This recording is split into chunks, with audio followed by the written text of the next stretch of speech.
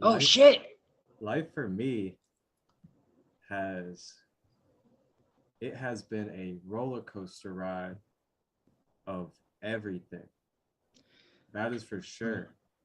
Um, Now, to not go too far into detail and kind of give you guys a little brief summary of what I mean by everything. Mm. Um, a lot of distancing has been taking place. It seems like when I say distancing, I mean distancing between certain energies in my field. Oh, okay, Um, okay. I'm really finding myself to go inside a lot more and Mm. to take time to myself to navigate through the dense emotions, um, Those past. are always the toughest ones, man. Those are the Oh yeah, thickest. It's like swimming in fucking mud. very murky mud. Mm-hmm. But Mm-hmm. yeah, so the emotions, uh, past memories coming up, Right, and right. then all the emotions and energies that tie to that. And at the same time, there's been like so much bright opportunities and visions coming to me as well. Ah, true. So it's True. been really interesting trying to integrate and balance that shadow with the light of the future. Mm. And yeah, it's been a trip. Yeah, I bet, man. I bet, especially, it's crazy when in your present you're almost like time traveling, It's like fucking it's bizarre. It's like trying to be in the present to create the future, but the present is so similar to the past that it's almost like you're in some kind of weird time loop that you got to break free of. That shit Yeah. is tricky, man. That shit is tricky, man. Like I find myself, I'm doing well in a different space. I can't say too much. I'm in a time loop as far as my environment because I'm in a newer place where I don't have a lot of uh any type of energetic attachments that would have me all fucked up because I'm like, oh shit, this happened here. Because I'm in a place where it's pretty fresh, so I don't have a lot of shit. Yeah. But I tell you, man, I miss a lot of that old shit, man. I miss Jersey so fucking much, bro. I never thought I would miss Jersey so much, man. I'd be like, good riddance, fuck this traffic, and fuck all this smog. There's no trees, and God, there's so much that I miss, though, man. So much that it's like fucking surreal. Surreal. So so how long ago did you move to Carolina? I've been here about 2.5 years. Okay. Two? And Yeah. so I see that it definitely has affected you. So how did you really handle the transition at first? Because I know like mentally and emotionally and stuff like that, it's definitely a change and you have to adjust to that. Yeah, yeah, big difference, man. I mean, it's not a big difference. It's not a big difference in the negative way. It's just so different in general that I mean, it's been, like I said, it's been over 2 years and I'm still adjusting, Yeah. and it's almost paradoxal because it, the things, like, for example, with the people around here, the people, they're so much friendlier. Like, you go into a store and you're gonna get greeted. And I don't just mean Walmart greeters. I mean every store, somebody's gonna say hi to you. They could be in the back of the store, they'd be like, hey y'all.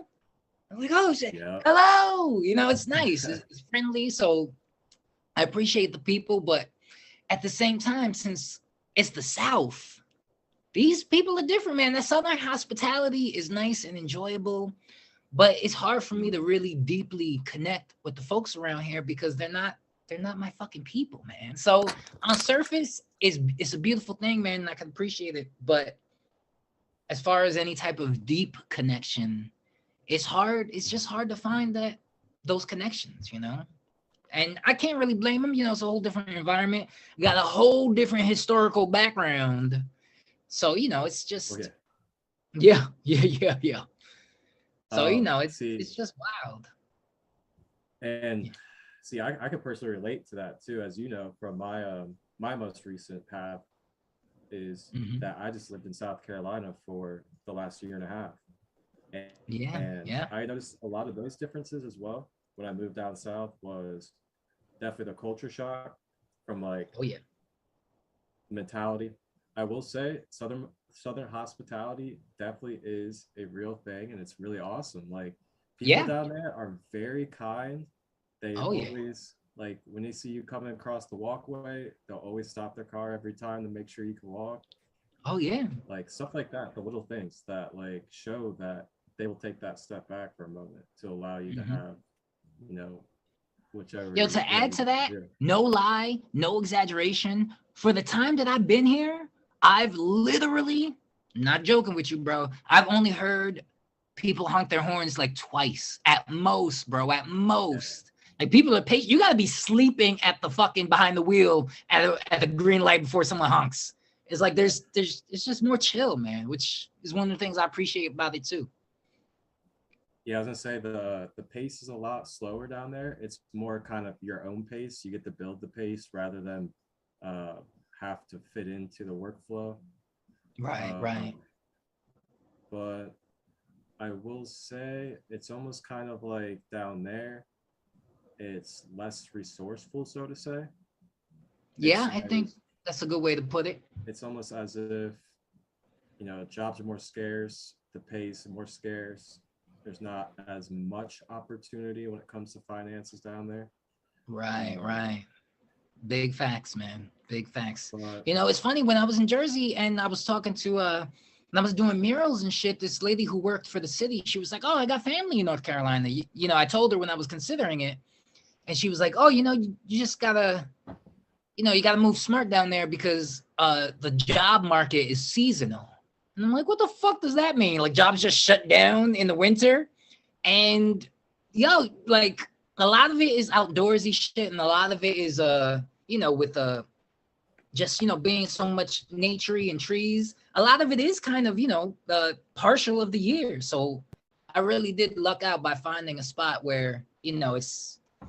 I mean, it dips and there's highs, but it's a continuous job throughout the whole year, regardless. So I lucked out on that front. yeah, absolutely. Yeah, because when I first started uh, finding work here, I was working at the piers, and the piers are literally the piers by the boats outdoors. And you don't want to be working that shit in December, bro, because though it gets hot here, it still gets cold here. And having to be outdoors by the waterfront, and it's just you and Yeah, the layers you got on, and like that's rough, man. So I'm grateful that I'm not just doing that. I didn't have to stick with that. Even though they paid good there, they paid fucking phenomenal. hmm But you gotta take the goods with the bads. So you gotta choose which one you really want to take. yep, exactly. And Yeah. yeah, I was living in Myrtle Beach, my last few Mm. months there, and I was during the winter time, so I felt Oh. that ocean front during the winter, and that will get pretty bitter sometimes, man. Oh God. Yeah. It's like a Especially with the fucking. wind. Oh man, It's a cold that gets your bones. yeah, all up in the bones. But yeah, South Carolina was definitely different, definitely different. And I will say, as much as I enjoyed my time down there, for me, coming back home to Ohio was definitely it for me. It was definitely it. Yeah. So did you live in a city in Ohio? Was So it I like a live. city life? Was it urban? Was it suburbs? Was it rural? What was it like? It's more of like an in between. Like Okay. it's got a little bit of everything around. Like Mm. downtown Cincinnati is about 20-25 minutes away, and then Oh, okay, there's kind of okay. like the suburbs about like 5 to 10 minutes from me, and then Mm. you got like country areas also within like 10 to Yeah. 15. Yeah, So coming it's a here, little I bit. learned about the country. It's like a real thing. It's not just some fucking guitars and singing. Oh There's a yeah. whole country culture. Yep. Woof. Way of That's just, life. yeah, real talk, man. Real talk. Yeah, man. But it definitely offered me some perspective, just seeing how different life could be. Like, I mean, there's there's no sidewalks really around here, which in Yeah. itself is mind blowing to me as a concept. Like, how do you even live? But I see how you live, and it ain't that different. It just is different. Oh Exactly. man. And then you have to like on top of it, you have to kind of it's not like it's not like you're finding yourself. It's like you're trying to you're trying to apply yourself Mhm. to a new piece of the world, so to say. So Yeah. like, that surrounding area and stuff, they don't know you at all. They Right. don't like they have no idea what you do, like nothing about you. So you're having to find new ways to apply who you are to the world instead of back home where you've been there for like 15, 20 years, so you're just naturally being yourself around everybody. And Hmm. you're doing that down there now around people you don't know, and it's like they Yeah. kind I of look got at you like, who's this I have dude, and different he's so layers of weird. myself. Yeah. Yeah. So that's pretty interesting in itself too when you move areas. And I'll tell you what though, man, God is helping me out, man, because I'm it's kind of rough because being social in such a small town, because yo, this is a small fucking town. So in this small town setting, there's not like a lot of social gathering events. There's not really any events. There are places like you go to the bar, but I don't drink, so I don't really want to go to the Yeah. bar. And so what I have available to me is, I have a small group of friends. We hang out at, their house, and like I said, it's cool, but it's hard for like the wholeness that is me. I can be uh, I can be some of, but I can't Yeah. be completely me just because I'm too out the box, man. I'm an oddball. So part of me gets suppressed. And it's not even that it's suppressed so much as it just doesn't get a chance to be expressed. But Exactly. God is looking me out because what I do more than, hang out with this group of friends is I'm at work. I'm at work right the fuck now, bro. You are looking at my job, bro. I'm at work. I got my fucking work badge and everything. I'm just on some heavy downtime. Heavy. Like I'm literally the only one here type of downtime. So I Oh was like, man, oh, it's perfect, man. That way I can that's have, amazing. yeah, because yo, I'm getting paid for fucking chatting with you, bro. Like, I'll take it, I man. I'll mean, take it happily. just as you should be though. You're out here spreading Facts. that knowledge and light. Facts. I have value. I might as well fucking get it to get me some monetary value. Oh yeah, bro. Yeah, but like I said, God has been looking me out because a lot of the time I spend at my job, and I work at an airport, so I'm helping passengers. So I can be the part of me that likes to be friendly. I can be the part of me that likes to help people. I also get to be the part of me that's like a low-key therapist, bro, because there are times where people are coming in and they're just like, I can tell they're anxious. They don't fly much. I mean, flying is a big deal when you don't really do it. And Oh then yeah. to some people, flying is nothing because it's like, oh, I was just here 2 weeks ago on a business trip. I don't have anything to offer those people other than a pleasant attitude and have a nice day. But there are people who are really anxious, and I get a chance to kind of calm them down and just, I guess, to gently ease them. And I can definitely see the difference that it makes because like they're jittery at first, but then they're like, oh, you know what? I'm like, don't worry, everything's looking on time. It's a perfect day to fly. I have a feeling you'll be good. And you can't guarantee nothing for him because, bro, the skies is Mother Nature, and Mother Nature does what she wants. But I can Yeah. gently nudge them into comfort and let them know Yeah. it'll be all right. And then I have these wild situations where it's like, I'm going to a funeral and my dad just unexpectedly, and they'll just start pouring their hearts out. And those are situations I'm good at, man, you know, because I empathize real quick. And I'm just like, oh, I'm so sorry. I know this got to be tough. Because I mean, imagine that. That's got to be tough. She was probably planning to going to the fucking beach, and now she can't even go to the beach. Now she got to go visit her dad.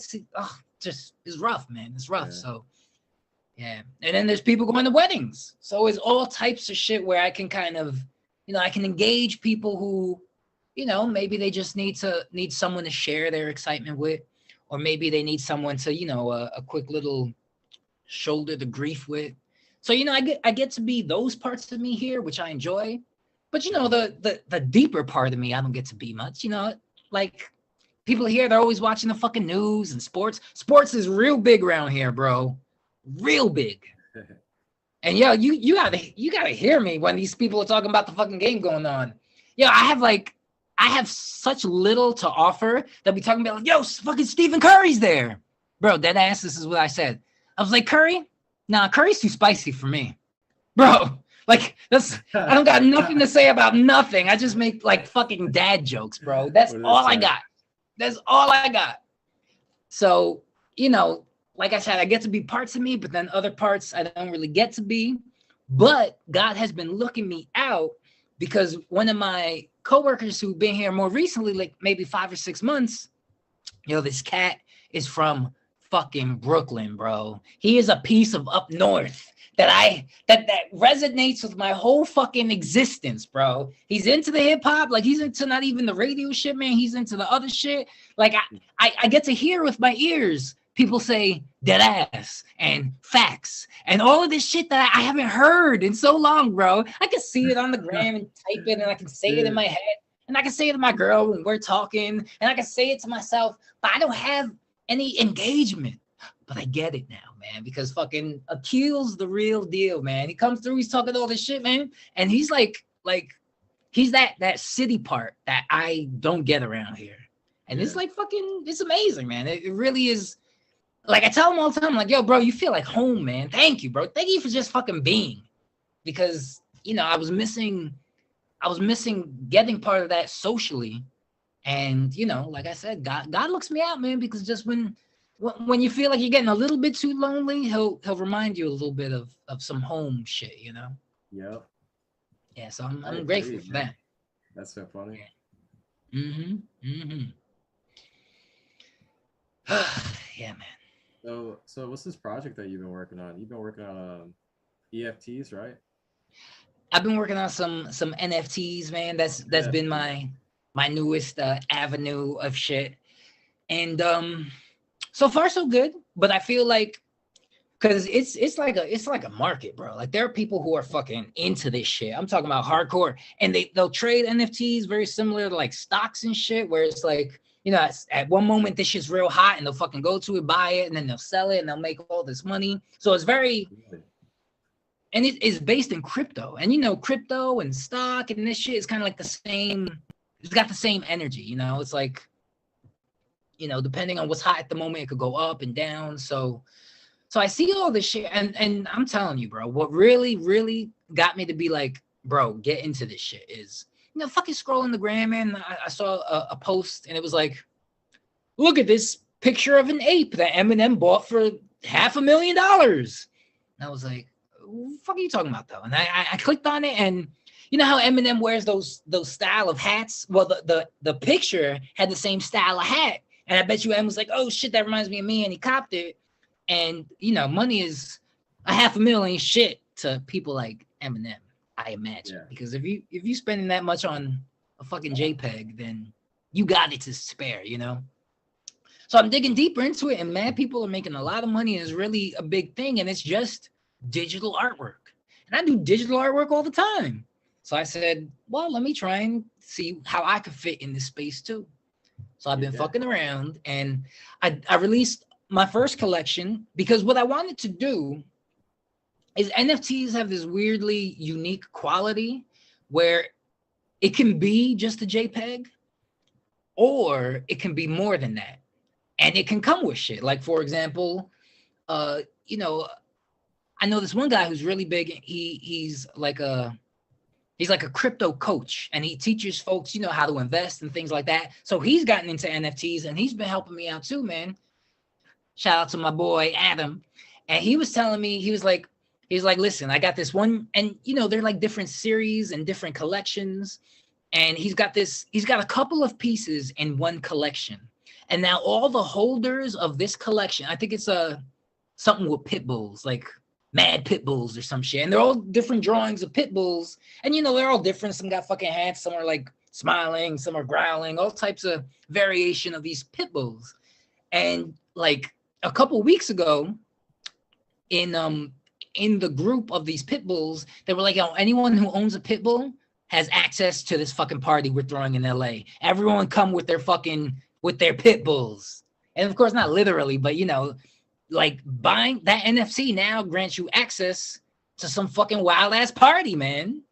So it can be just a JPEG, or it can be a token that represents some more shit, So it has a lot of creative value in that, So I was like, I like that because, my favorite part of creating is the creativity in it. So I was like, oh, you know what? Let me see what I could do. So while I started digging in, I had a lot of ideas from the gate, but they didn't all make the cut because I get flooded with ideas, and I have too many that I can't really even pin any down. I get overwhelmed, and sometimes it collapses before it even began. So what I did was, I'm going to start simple. I was like, let me do some simple shit. And, I'm a big fan of mandalas because they're beautiful and they're almost hypnotic. And, they remind me of chakras, man. So they're big in the whole spiritual aspect. And I figured that would be a good place to start because mandalas are beautiful, man. So I was like, let me do a series of mandalas. And what I wanted to do initially was have each mandala also, because what I wanted to have was appeal. I didn't want it to just be a JPEG. I wanted it to be a JPEG plus some other shit. So I was like, oh, maybe I could have with each mandala, because they're each individually themed, maybe whatever that theme is, I could write a verse to and have a track with it. So that way it'll be an exclusive track. And I was trying to do that, but bro, it was such a time-consuming process that I was like, I got all my drawings done and I got like a track and a half written, and it was slowing up the process, and I didn't want to lose momentum. So I was like, fuck it, man, I'm gonna drop this shit. So I put the mandala series out on its own. I did sell one so far, so that's a good sign, because now that's giving me a bit of crypto, because I didn't really have any crypto to fuck with. So now I'm able to build my crypto collection. So that was my first series. And the second series, I showed you a preview to my second series, man. But I'm not going to spill no details. Yeah. I'm not going to spill no details. No. No details. Because I know that shit's going to go gold, bro. I know that shit is going to catch the eyes of everyone who fucking sees it. That's just gold in the making. So I'm not going to drop that until I got the whole shit released, or at least enough of it released. Because even if I said the words and described what it was, the concept is unique enough that somebody could just bite that shit right off the gate, and they don't have to do the same thing. But the concept is so unique that it, they'll jack it, and then it'll be out of my hands, and I'm like, no, I didn't even release it, and I would be, my heart would tear a bit. But I'm working on it, man. I'm on my second set. I think I'm gonna do a series of 10 again, and see how this goes. Because this one got the potential though, man. This got that potential. So I've been going good with it, man. It's been helping keeping my creative juices, stirring and momentous. So real quick, I just wanted to pull this up for everybody to see. Oh, there they go. How nice. How kind of you. Yeah, that's what I've been fucking with, man. And everyone's got its own little theme. So that way I could kind of switch it up. It doesn't have to stay because what, mandalas, they're beautiful and they're magnificent little pieces of artwork and shit, but like I feel like they all look very similar. And of course they're unique, but there's not a lot that differentiates them from each other. So with my shit, I wanted to go into each piece of artwork with a theme. Like, this one, for example, I was like, oh, transformation. And the butterfly is iconic. symbol for transformation. Mhm. And with that, I was like, and mandalas are symmetrical. So, you got the wings of the butterfly that are also pretty symmetrical. So I thought it was like a perfect example. And you got them pretty ass colors, man. I try to make everything have like a different color. Because when I started, I went with the fire. I was trying to go for, very chakra-esque. And I was like, oh, let me start with the fire for the red, the root, keep it going. And, with the fire, you got to have some water. So it just kind of developed on its own. I didn't have it all written down or anything, but as it just continued, it kind of like unfolded. And just, I wanted to have a set of 10 of them. So I got to 10. I originally even had bigger ideas too. I wanted to make one that was a yin yang, because a yin yang is a circle and these mandalas are circular. But Yeah. I was overcomplicating it, man. I wanted to have like I wanted to have what is yin yang. I wanted to have like a moon, and I wanted to have like a sun, and I wanted to have like a fucking tree full of leaves and a dead tree, all these opposites. But it was becoming massively overcomplicated. So I had to kind of like, let me chill on this one. But I mean, I managed to come up with 10 still, just because the process, it unfolds the way it unfolds, and you just got to be able to go with that flow. How about this music one, man? Yeah, Wow. man. Yeah. Thank you, bro. I like that one too. I like the colors. I wanted to make it real fucking jazzy. Like I wanted the colors to pop. Like the music notes along the edges, they're like splattered with paint almost, because I wanted to give it that like artsy vibe, because you can't make art about art, but music is art, so I wanted to give it an artsy feel. Yeah, so thank you, man. I'm glad that you fuck with it, man.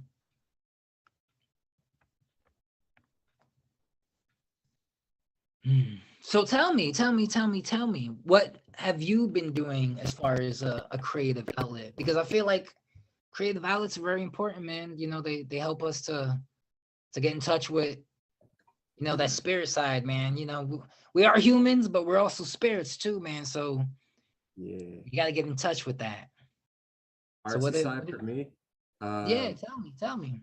So my RC side has been really working on these projects consistently. You know, the meditations. Right now, I'm working on that Back to the Base beginner series, True. and I'm just trying to really make that series complete beginner series for people that are starting off in meditation or don't exactly know how to meditate yet.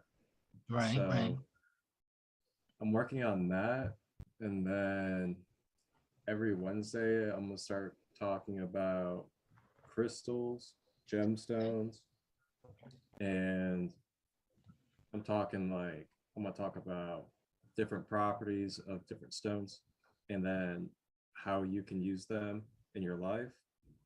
And then I'm gonna talk about like crystal jewelry, like how to wear crystal jewelry on like the right arm for different reasons, how to utilize the properties. And then I'm gonna get into like, do crystal chakra work, all that good stuff. How to place them around your house, crystal grids, Okay. all that fun good I stuff. feel you. So, So I got a question in regards to all that. It's I found that it's to commit yourself to all that stuff when we have the luxury of the time and the luxury of the energetic space. Doing that is a joy. It's a pleasure. But do you find that it's something that you have been able to integrate when you really going through it, man? When life is less than fucking dandy, when shit is hitting you lefts with lefts and rights and fucking, and how do these things play a role in your life when you're not feeling abundance? When shit is getting real, bro. When shit is getting real, do those things fade away? Do you hold them tighter to try and get a grip? How? Tell me, elaborate.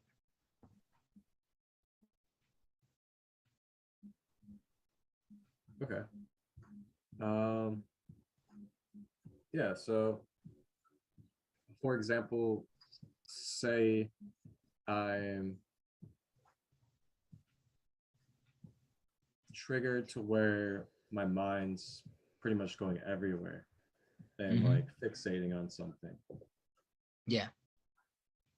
If I have the correct stone to use, I'll grab a grounding stone, such as like an onyx or a hematite or black tourmaline, something like that. I will go grab that, and then with knowing its properties consciously, I'll hold it in my hand, and then I will direct my focus to the stone. And then pretty much from there, I kind of just breathe while focusing with the stone. Okay. And I found that over a period of seconds, it starts to ground me out.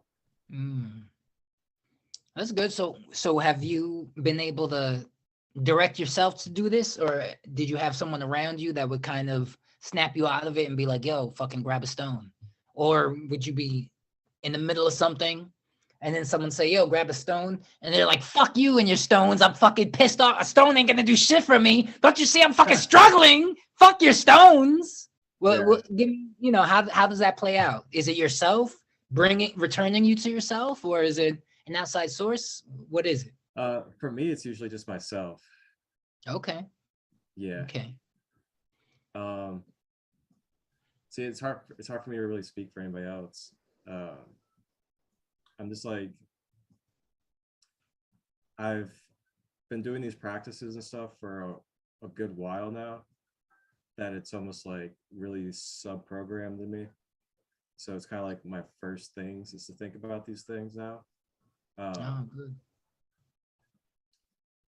So it's kind of hard for me to think in that nature of, you know, not having these as my ways of doing it. So has that been true even, you know, within your last year of struggle? Because I know you've been through some shit, bro. I know you've been through some shit. I know goddamn well you ain't been going through some shit, live action in your face, and you're just like, hold on, I have to meditate. I know goddamn well you ain't been doing that shit, man. Give me some human shit, bro. Let me hear something. I mean, when it comes down to it, you know, I try to address things, and if it's with another person, I address it with them, and I don't know really what to say, you know. Listen, my concerns are never with myself. I trust myself. I know if I'm going through something where I leave myself, I'm going to return. I know I'm never ever lost for too long. But you know, I don't have the luxury of going into a fucking mountain retreat and escaping the world for a couple weeks where I could recenter and become this magical motherfucker. You know, because life is busy, bro. Life is busy. So I'm just trying to figure out how, you know, all of these mystical, magical practices can be integrated into a busy life. Because I'll be honest, a lot of the shit that I used to do, I just don't have the luxury of doing anymore, because I live a much more busy life, you know. I mean, I used to be able to be contained to myself, but now I'm a family man of a big family, and you know, a lot of things call for my attention and for my energy, and so I can't dedicate the same amount of energy to the things that rejuvenated my energy, because now my energy, you know how it's like with money, man. It's like money. You gotta invest the money so that way the money could make money for you, you know? So it's like I'm investing my energy into other things so that way it can come back. But at the time of, I can't use it because it's out there circulating. It's out there being invested. So it's not all for me. It's for me in the long run. But in the present, you know, it leaves me low And when I'm in a low state, I don't always, we don't think the same thoughts when we're in different states, Yeah, absolutely. I mean, I find some of the best things for me though, if I do get in that type of state when I'm by myself, Hmm. is getting out into nature. Um, Yeah, true. like sitting out by a lake or sitting out even by like a pond, and just kind of allowing myself to be present, maybe Yeah. staring off into the water, just Yeah, whatever even kind that's of, like a meditation. yeah, just I've always found nature as something helpful. uh Breath work, just recognizing the breathing or directing the focus to maybe even like counting inside my head when it comes to breathing, because then Mm, that gives your okay. focus to something different other than the thoughts that are going through your head. uh, Right.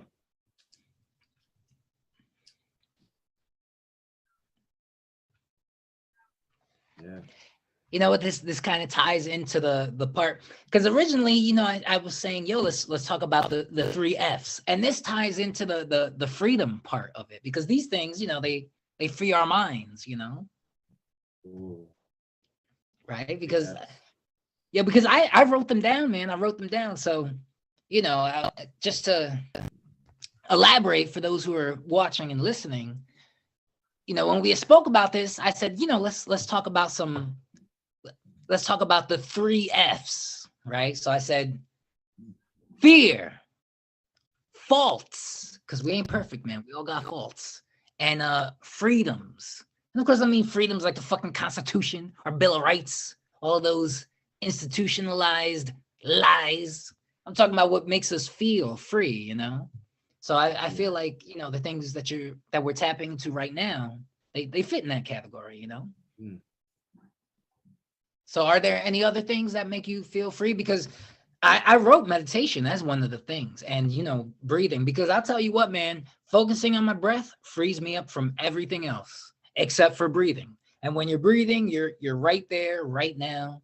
So it leaves you free of any type of hassle, concerns, unless you got lung issues and you can't breathe, then that kind of forces you into them, I guess. But I don't have any experience with that, so that's not what I'm referring to. Yeah. Hmm. Man.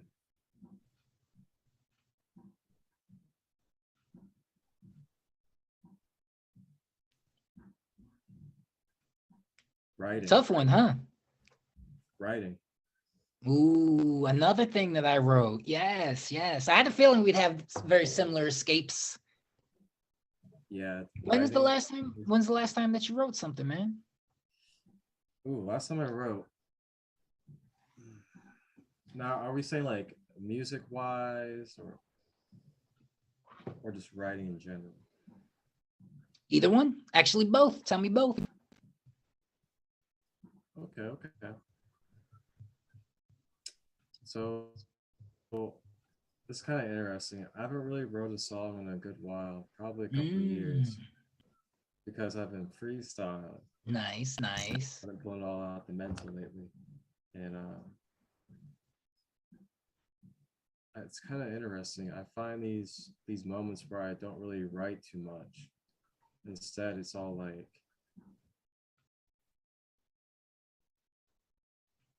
I guess like stored in the head in a way. So are you still talking And it's like about like easier. bars?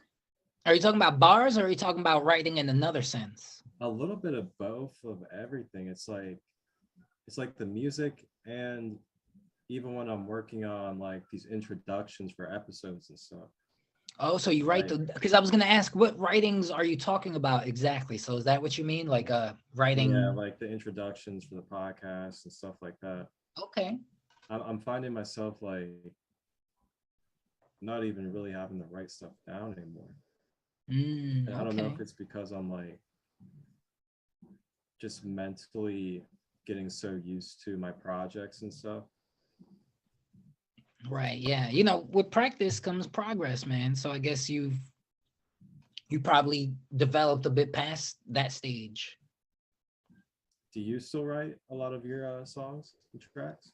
Oh yeah, bro. Oh fucking yeah. Oh, he's crazy. Yeah. Yeah, Yeah. when I write, like, and it's funny because sometimes I'll just like certain things can inspire it. Like maybe I hear a beat and I'm just like, ooh, this shit is bringing it out of me. And the beat will kind of just like pluck it Yeah. from me. But then, there's times where I'm feeling some kind of way. And, the emotions are like, when I'm feeling dense emotions, some sadness or just some maybe stuckness, I usually, I get them out of my system either through drawing or through writing some rhymes. And it's kind of weird, man. It's weird because some things just can't be visualized. Or I mean, I can't find the proper picture to really depict how I'm feeling. So I'm like, well, if pictures ain't doing it, then these words got to do it for me, man. And writing it down, it helps because it makes me turn something ugly into something beautiful. Because then I can, I feel good about it. When before I was just feeling sad about it. And it kind of, is very helpful to process stuff too, because I'll tell you, man, I had man, bro. And it's a weird thing. I'll tell you, it's very weird because I think I don't know, maybe you could help me figure this out for me.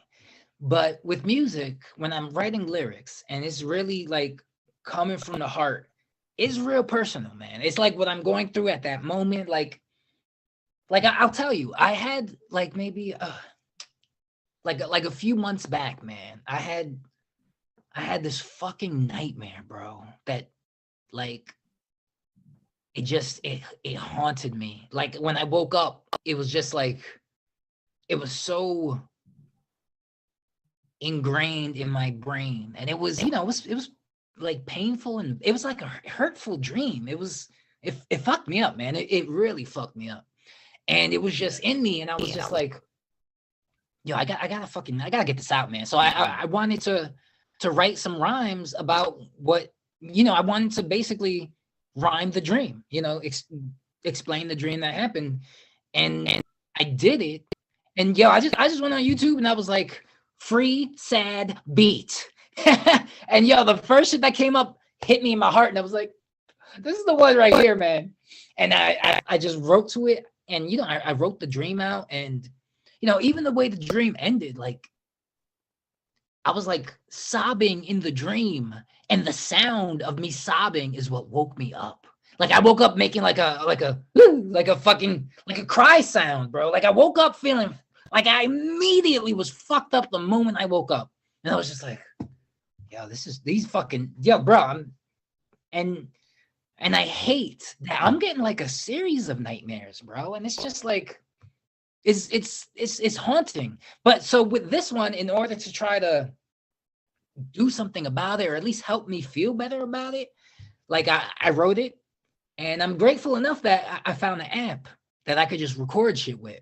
So there's this app called BandLab, and I downloaded it, I threw the beat in it, and I recorded with straight up a fucking headphone microphone, just a standard, the mic that comes with, just super standard, man, super standard. And I just recorded the track, and it came out, and that was the first shit I actually recorded with this app before I was getting the hang of it. And I recorded it, I tried to mix it down as best as I could, and it sounded quality-wise. But then so I'm done with it, and I'm just like, and it felt good to be done with it.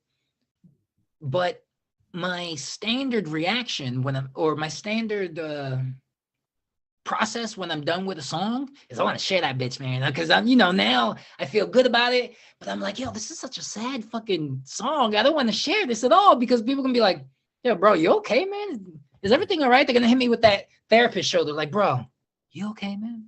And I'm like, and I don't want to do that because the whole point of the song was to kind of release it. So the act of releasing it is the therapy shoulder where I'm like, you know what, this is cathartic for me, and but then I don't feel like sharing it. So it's kind of it's weird. It's like I don't know. I'm not gonna say there's no point in doing the track if no one can hear it, because there was a point. But if a song can't live on in others, then I feel like I don't know. I feel like I'm not doing justice to the song. But I also, it's weird. I don't understand it. Like I go in circles around with it because I think you it's should like release the song. I what? think you should release the song, guys. Oh man. Release it. Release Ah! it. See, I know that music when you're sad and you hear a sad song, it's good, man. It's healing. It's powerful. I know I'm not the only person in the world who's fucking sad or who has been through, similar situations. By no means is my one situation super unique where it's like, you know what? There's not a single soul who'll be able to relate.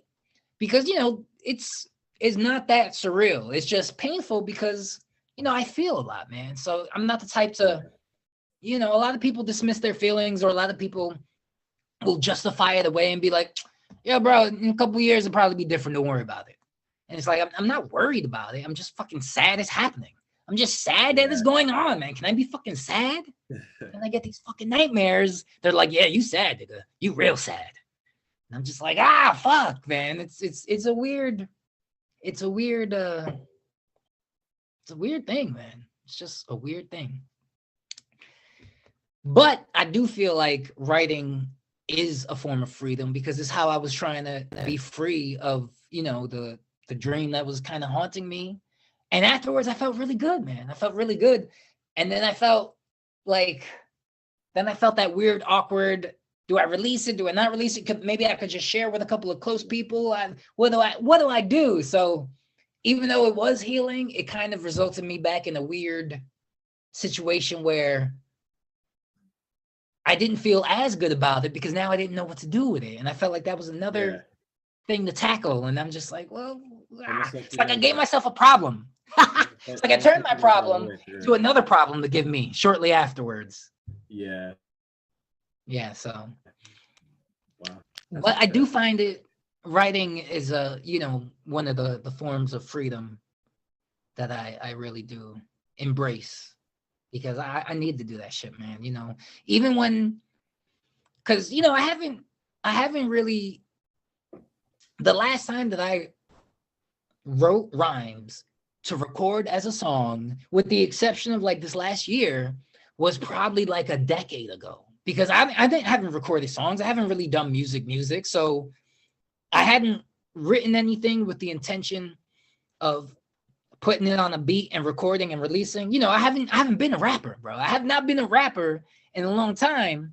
But even when I was going through something, I would have to fucking write, man. No matter what, I would have to write. Whether I did anything with it or not, I didn't even care. I just needed to, to alchemize certain feelings, and put it down on paper and just, look at it and be happy about, that I was able to, turn some shit into some fertilizer. So now that I'm releasing it, I got to be cautious about, because I don't want to be like fucking Mac Miller, bro, because a lot of his songs are depressing, man. I fucking love Mac Miller so fucking deeply, man. But even he knew that his songs were getting so depressing, where on the beginning of this one track, he's like, oh, no, this ain't sad, man. Trust me, this ain't sad. And it's like, you got to warn people, be like, yo, listen, trust me, this one is a little bit different, because he was kind of getting known for being like fucking out there, man. And I find that I write the most when I'm feeling low, and I don't want to, I don't want to be like a fucking sad rapper, that's, I don't want to do that. That's interesting that you bring that up, because I think it was maybe yesterday or 2 days ago, I was just like looking on one of my social medias, and I saw a video, and it said the truth about Mac Miller, and it showed Logic on there. And it was starting to show Logic, and how he was talking about how he basically spiraled into like the super deep depression, And when he had made that 1-800 hotline song, Yeah.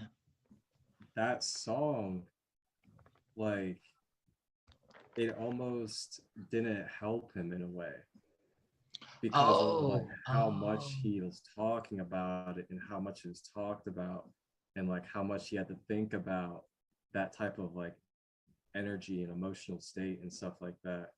yeah, And that's then on rough. top of that, he was really, really close with Mac Miller. So he was actually given the opportunity through Mac to open up for Mac at one of Mac's shows back in the day. Damn. So, when Mac passed away, he knew that a part of that had to do with the fact that there was a lot of people out there that would talk bad about Mac, say that he was weird and whack and like all these other things because he was a positive rapper at times. Same with Yeah. Logic though. Logic got the same type of stuff from people because of his positivity and his lyricism and stuff like that. So Logic knew that was part of the reason why Mac had went into drug addiction even further. So that was part of the reason why Logic even retired too. Yeah, And that's just then crazy, man. last year, Logic came back though. He's unretired. And he's back. Came out with Yeah, I don't Modern think rappers ever Warfare really 3. retire until they in the grave, bro. And even then, they drop albums. So I don't think rappers ever really retire. Yeah. Next thing you know, we're gonna have albums coming out while we're gone. Yo, for real, bro. For real, man. But yeah, it's interesting, seeing that. And then Yeah. just we don't really see what's really going on underneath the surface, especially when it comes to like people like Mac and Logic and stuff like that. And it really, I think it really brings some of us into this place where we forget that artists are human as well. Yeah, they're just people, man. They're just people. Yeah, it's easy to forget that because, what we know of them is what they show to us. So they can be very selective, man. And a lot of people don't like to show that darker side just because probably the same shit I was saying before. They don't want to get yeah, bro, you okay? Is everything all right, man? What's going on right now? Yeah. People don't like that shit unless they're ready to talk about it, So it's a weird balance, man. It's definitely a hard thing to pin down. Yeah. And sometimes it's more of just like we're just trying to share a past experience rather than like. Yeah. And you know what the worst part is, bro? I'll tell you. Like and this doesn't even come from this don't even come from personal experience. This is just common sense and perspective. But imagine being that rapper who really went through some shit, really released it, yada, yada, yada. And then someone comes up to you and be like, yo, bro, it's going to be okay, yada, yada, blah, blah, blah. And you're like, bro, that song is like 3 years old. I'm fine now. What the fuck? That's you talking to the old me, bro. And that's the old me. You talking to the new me. That's because they, and yeah. I'm thinking of rappers like Code of the Friend. I don't know if you fuck with Code of the Friend, but he puts a lot of his shit out there. And he's real down to earth. So if he's going through something, he'll put it out there. If he's feeling high vibing, that's out there. Like his tracks, they kind of span the whole spectrum. So when I listen to shit, I wonder if he still feels like that. And it can be anyway, bro. It could be like fucking on top of the world, or it could be like going through some real deep shit, or it could just be like sad. And it's like, I wonder if he's still going through that. Because, that shit was like 7 years ago. And it's kind of, it's surreal how music transcends time, which is like one of the most magical things about it, I think. Yeah. To it. And it's just so magical how, the timing of when songs will pop up in your life. Oh, yeah, man. Oh, yeah. They're the messengers, bro. They are the messengers. Yo, give me 1 second. I'm going to be back in a moment. Uh-oh. Pause.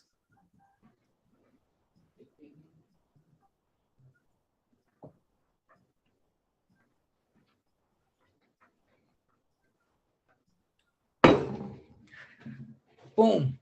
Moment over. I'm Welcome back. Thank you, man. Thank you. Welcome back. You are now live. Live and direct. I like that Oh, bottle. my cousin joined in. What up, though? Oh, man. Salute. Yes, sir. Yes, sir. What was on that bottle? So, you yeah, had? you know, things like that, too, man. And, you know, the shit that kind of like frees us from turmoil and shit. You know, you were saying, you know, focusing on your breathing, too. I find like that's a good thing, too. You know, even my cousin was saying that, you know, when he goes walking, he concentrates on diaphragmatic breathing, which I think that's when I say like deep breathing and shit, like that's what I mean, man, with your belly. Because if you're just breathing normally, I feel like, or if you're breathing, you know, just short breaths or with your chest or anything like that, it's easy to get distracted. But when you breathe in through your stomach, bro, you feel your stomach get all big. And so it's like it holds your attention constantly because there's always something happening for you to focus on. So, you know, as far as things that bring me freedom, you know, we kind of we ran through most of them. You know, I wrote writing, I put drawing, which, you know, of course. And drawing is another thing too, man, because I don't want to, when I draw something that is, you know, upsetting, it could be a little, you know, it's the same shit. They'd be like, yo, you okay, man? I mean, you just drew something that looks like you crying. Is everything all right with you, bro? And I'd be like, or it's like some dark shit, you know, like. Yeah, I'd be like, yo, that's just a drawing, man. That's not me. That's not me at all. Yeah. Or like, you know, you draw something dark and then people are like, oh man, he must be like satanic or something. It's like this is a little dark expression, bro. Like, you know, it's funny, man. I like I use that reverse logic on artists, man. Like when I'm scrolling through Reddit and I see you know, I follow a lot of different art pages on there, and you know, people post some dope shit, man. But yo, people post shit that I know is their way of expressing their sadness, because you could just fucking tell, man. It'd be like someone trapped in the bubble and they're just like, you know, and it's like it's a dope ass image, but you know, they felt that shit from their fucking heart. And then, you know, I'll comment and be like, yo, the shit came out really good, man. Bruh, I hope you feel better though, man. If you ever need anyone to talk to, man, you can hit me up, man. Don't worry, that bubble will pop eventually. You got this. Stay strong, you know? Because I know these motherfuckers are suffering, bro. I speak the art language. I know what it's like. Yeah, there's definitely some out there that really are, though, for sure. Yeah, word up, man. Word. So, you know, and in the same respect of that, like the last thing that I wrote as far as like freedoms, like things that make me feel free, is I mentioned it before too, just because my job brings it up a lot, but comforting strangers, man.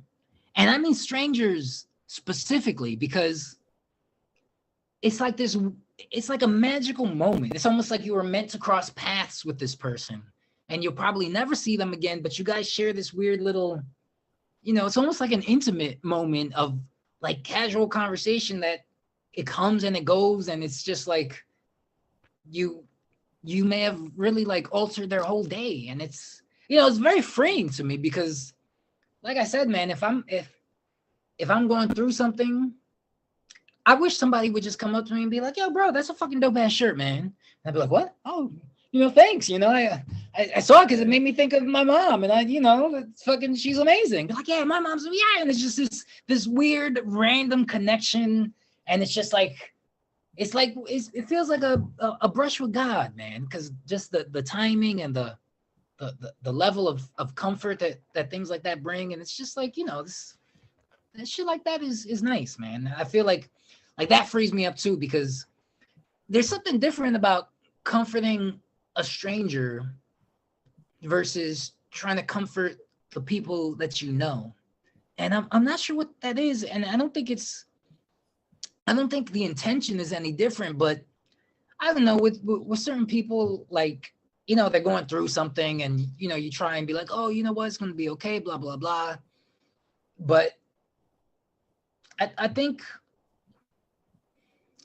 the magic in strangers is that it's a moment. And the difference with friends is that it's longer than that. So you can follow up and you can see that they're still in the same rut and they didn't do nothing about it. And it's just like, oh, but we were speaking and it seemed like, yo, you know what? You're right. I'm going to try and do this, that, and the other. But then they never really do anything. And then they kind of sink further deeper. And then you're just like, bro, soon you're going to be unreachably deep. And I'm trying to just reach this hand. I know you're asking for help, bro. I'm trying to help. But oh God, you can't help people that don't really want it. So it's just it's a weird thing, man. It's much less magical. I think it's not less. Well, I think the reason is less magical is because it's too real, man. It's too real, and real life is not like a moment, because it's much longer. It's much more drawn out. yeah. I was gonna say, I'm glad you brought this all up because I was gonna say earlier, human connection is definitely something that Yes. can help me Yes. just alleviate, the stress and whatever else because of it kind of like it kind of opens you up into that that that infinite multidimensionalness again, and then you start to kind of get out of just your own self and what you're thinking and what you're Yeah, feeling, yeah. and then you start to kind of shift your awareness to something else, and hopefully it's a connection where it brings something more positive. And sometimes, like you said, those casual conversations where, and I find this a lot too when I'm on like pizza delivery, just walking up to people's houses. I will have these like super casual conversations, but they'll be the most refreshing and most joyful things. And it's just Oh yeah, like 10 seconds. man. That exchange right there is just so beautiful and it changes my day. Yeah, I feel like the magic is in those moments, man. It really is. Definitely is. And those moments too, I noticed it's like there's a slight time frame of if you do something super beautiful in this moment right here, it's going to be like a positive shift. And I just feel that sometimes. And then I walk away from that moment and it's like, I get in my car and I sit there for a second. I don't even like take off yet. And I just sit there. I'm just like, wow, like that's life right there. Then I put the next Yeah. song on and I pull on out the driveway and carry on. Yeah, you know what, man? I think real shit, bro, as humans, we need that because it gets us out of our own head, it gets us out of our own experience. We just gotta interact with each other because if not, we get lost within ourselves. And not even within ourselves as a total being, within like the loop of ourselves because we get Yeah. in loops, man, with mental loops and fucking even even if we don't develop a healthy routine, we get into like physical loops of just doing shit and it takes us out Emotional. of. Yeah, oh yeah, oh yeah, man. Yeah. And it helps to get us out those loops because man, those loops are rough. They're rough. Yeah. And something else I was going to say too, going back to what you were talking about with strangers. So Mhm. I feel like with the human nature, there's like this adaptive system, and it's almost like after the first experience with something, we start to adapt to it. And Mm. then as we continue to adapt to it, say if we're used to that thing or that person for like every day for 15 years, we adapt so much to it, it just becomes conditioned and normal. So then Right. when we go out into the street, and the next thing you know, we walk across somebody, and then we have that interaction right there. That fresh, brand new. Yeah, it's just like it's like brand new, fresh palette right there. Yeah, And I feel yeah. like that's what like it brings like shock to the human nature, and it's like, oh wow, Yeah, and it man. like wakes you back up again. Yeah, and you know what about that is so weird because, like, for example, there's just certain relationship dynamics that you have with people. Like, it works, or at least I see it most dominant when they're close relationships. Like with me and my girl, for example. If she's going through something and I could kind of see like a way out of it, and I'll try and explain to her, maybe try and show her a way out of it. Our relationship is so close that her listening to me is the same as her listening to her, and she ain't gonna listen to her because she's caught up in the loop of something. So I'm not allowed to break through that loop just because of our closeness, because she hears me talk my shit all the fucking time. So it's lost any potency, man. My shit is just fucking background noise at this point.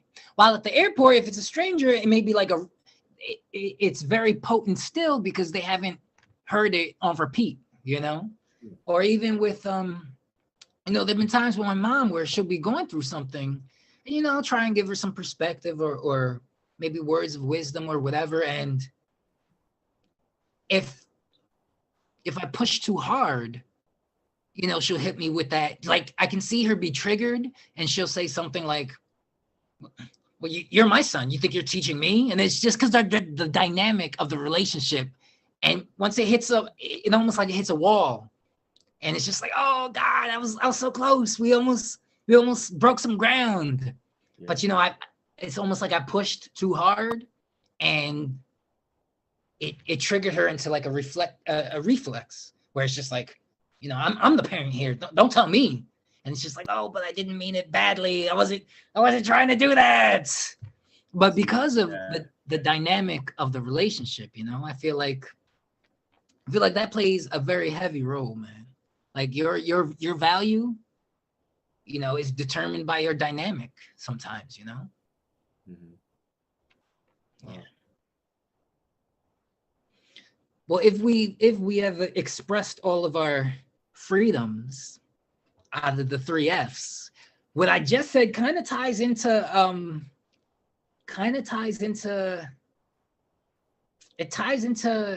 my faults, actually. If you want to discuss what our faults are, man, because we could discuss the things that make us feel free, which are very good, but I want to be grounded, man. I want us to talk some real shit, man, because we're not fucking perfect. We're just people like everybody else. And what I wrote down as one of my faults is that I may push people too much. You said, what's the 3 Fs? Oh, okay. Yo, so the 3 Fs, right? When we were discussing what we should talk about, I was like, yo, let's do the 3 Fs. So the 3 Fs are our fears, our faults, and our freedoms, or the things that make us feel free. We were just talking a lot about the 3rd F because it just so happened to come up organically. We were just talking shit, and it kind of developed into that. So I was like, oh shit, let's continue on to the other Fs. So going into the F of my faults, I one of my faults is that I feel like I push people too far, man. And I don't push them away from me. It's that I push them to keep going, or I'll push them to break through, and it's almost like an aggressive encouraging where they don't fucking want it, but I'm like, yo, I know you can do it though. You're right there. I know it. And it's just more than they can bear. And it backfires. It fucking backfires. And that's never my intention, but it's just, I don't know. I have this, another fault now that we're on a subject, is I treat others like I treat myself, man. And you hear that shit all the time, don't treat others the way you wouldn't treat yourself. Well, motherfucker, I treat myself the exact same way. And I shouldn't do that because we're not all the exact same way. So I can't really, it doesn't really make sense. I mean, I know it doesn't make sense, but it's like, so hard. Like what? It's like, I love to meditate and be pushed to like, meditate and do things like that, but like not Yeah, not everybody likes to be pushed into those type of things. yeah, exactly, man. It's like being it's funny, man. I wrote a track about this shit, man. And it's the simple concept of, I try to shine like the sun, bro. I try to be the sun. But yo, you can be the sun all day, but there are people out there who got skin cancer and hate the sun. And the sun's just being the sun. And then there's people out there who fucking can't go out without a pair of shades because they're like, yo, that sun is just too fucking much for me, bro. And that's why shades exist. I can't be mad at shades. I can't, it's just the That's harmony of life. Out there. What? Say that one more again. That's why they're throwing shade out there. Word, man. It's just a balanced life, man. It's something that I've gotta just learn to try to be better at, because I'm really good at being myself, but it's hard for me to allow others to be themselves. And that's some shit right there, man. That's some fucking shit. And there's many dynamics I feel like that come with what you just said. There's like parallel versions of that. I feel like there could be like the kind of almost, I guess the term narcissistic way of it, where like you have to change everybody. But then there's also kind of like the casual way where it's like, man, I love who I am so much that I just project that onto everybody else and just see them as that beautiful self of me. But like everybody's still their own self. Even if we are as beautiful as we want to be inside and we put that onto somebody else, they're still their own unique self. Yeah, man. You know what? Taking exactly what you said, but just zooming out a bit, I don't even feel like it's myself that I'm trying to project so much as it is fucking healing, man. Because the only reason I got this way is because I had to heal some bullshit that was fucking me up. And I see it fucking you up. And I'm like, yo, maybe you should purge that demon, because that demon is not really, I know you don't enjoy that demon. You and that demon ain't fucking having coffee and laughing. You and that demon are fucking suffering together. Why don't you and me as a team fuck up that demon? But some people don't see it that way. And a lot of times they're attached to their demons because their demons hold parts of them that they consider, who they are. And it's just like, yo, I know that you're tough. I know that you can deal with anything. I know that you're strong. But being strong doesn't mean that you gotta be an asshole to everybody. That's not the same thing. But it's easy to intertwine those two things. And it's hard to make people see anything different. It's tricky, man. Dealing with people is the fucking trickiest thing I've ever had to do. It's funny you say it that way. Dealing with people is the trick. That's it, man. It's always just, it's dealing with people, man. Because I can, I'm the type that, I've had the luxury of, being able to do more than just survive. There are people who only survive and their focus is, yo, I gotta get this bread. I gotta fucking do this. And they're on autopilot. And, I've had the blessing bestowed upon me where I can take time to myself where I need to reconnect.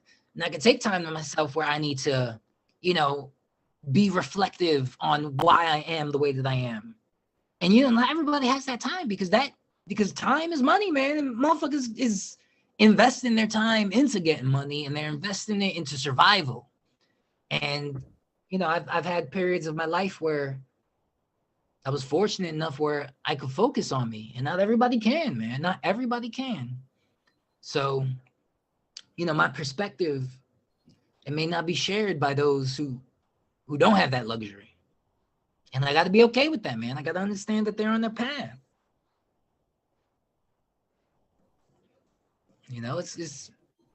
It's fucking tricky, man. It's fucking tricky. So those were some of my faults. Do you have any? Do you have any, my friend, that you'd like to share? You want to get real gritty? Oh boy. All right. You got me on the medicine today, so. The medicine to bring it out, baby. Oof, faults. Okay. So I have this tendency where I'll hold a good intention inside of my mind, and I will kind of like, it's like I'll automatically assume that they know that I have that positive intention already. Oh, okay, But really, okay. like, it's a whole other person. They don't fully maybe even have the time to even think that I already have the good intention in mind and stuff like that when I'm doing something for them. So Mhm. sometimes I'll like kind of forget to communicate or show that intention with it. So then I find I come to fault with something will get presented, but then it almost will be like open ended instead of like the whole intention of why it was happening or why it was presented. And then it'll be Okay, like, okay. oh dang, like that it just like it doesn't do what I intended it for to do because I didn't explain it. Yeah. Yeah, I learned that a lot dealing with my kids, man, because like I'll ask a question, but without stating why I'm asking them the question. So they'll ask, and like I'll ask them something that seems random, but it's really not. It's because, like, for example, there'll be a wet Yeah, towel on the floor in the bathroom, and then I'll go to one of them and be like, "Oh, did you shower?" And they're gonna hear it and be like, "What, do I stink or something?" It may come across yeah, the yeah. wrong way, and I'm just like, "No, pick up your fucking towels, man. Just pick up your towel." And it turns into something that it didn't even have to be, because I just could have been like, "Oh, I saw a towel. Was that you? Did you just shower?" And a little bit of a preface to a question makes all the fucking difference. And I try to remember that like all the time, because it's very easy to misunderstand anything at all, and Hmm.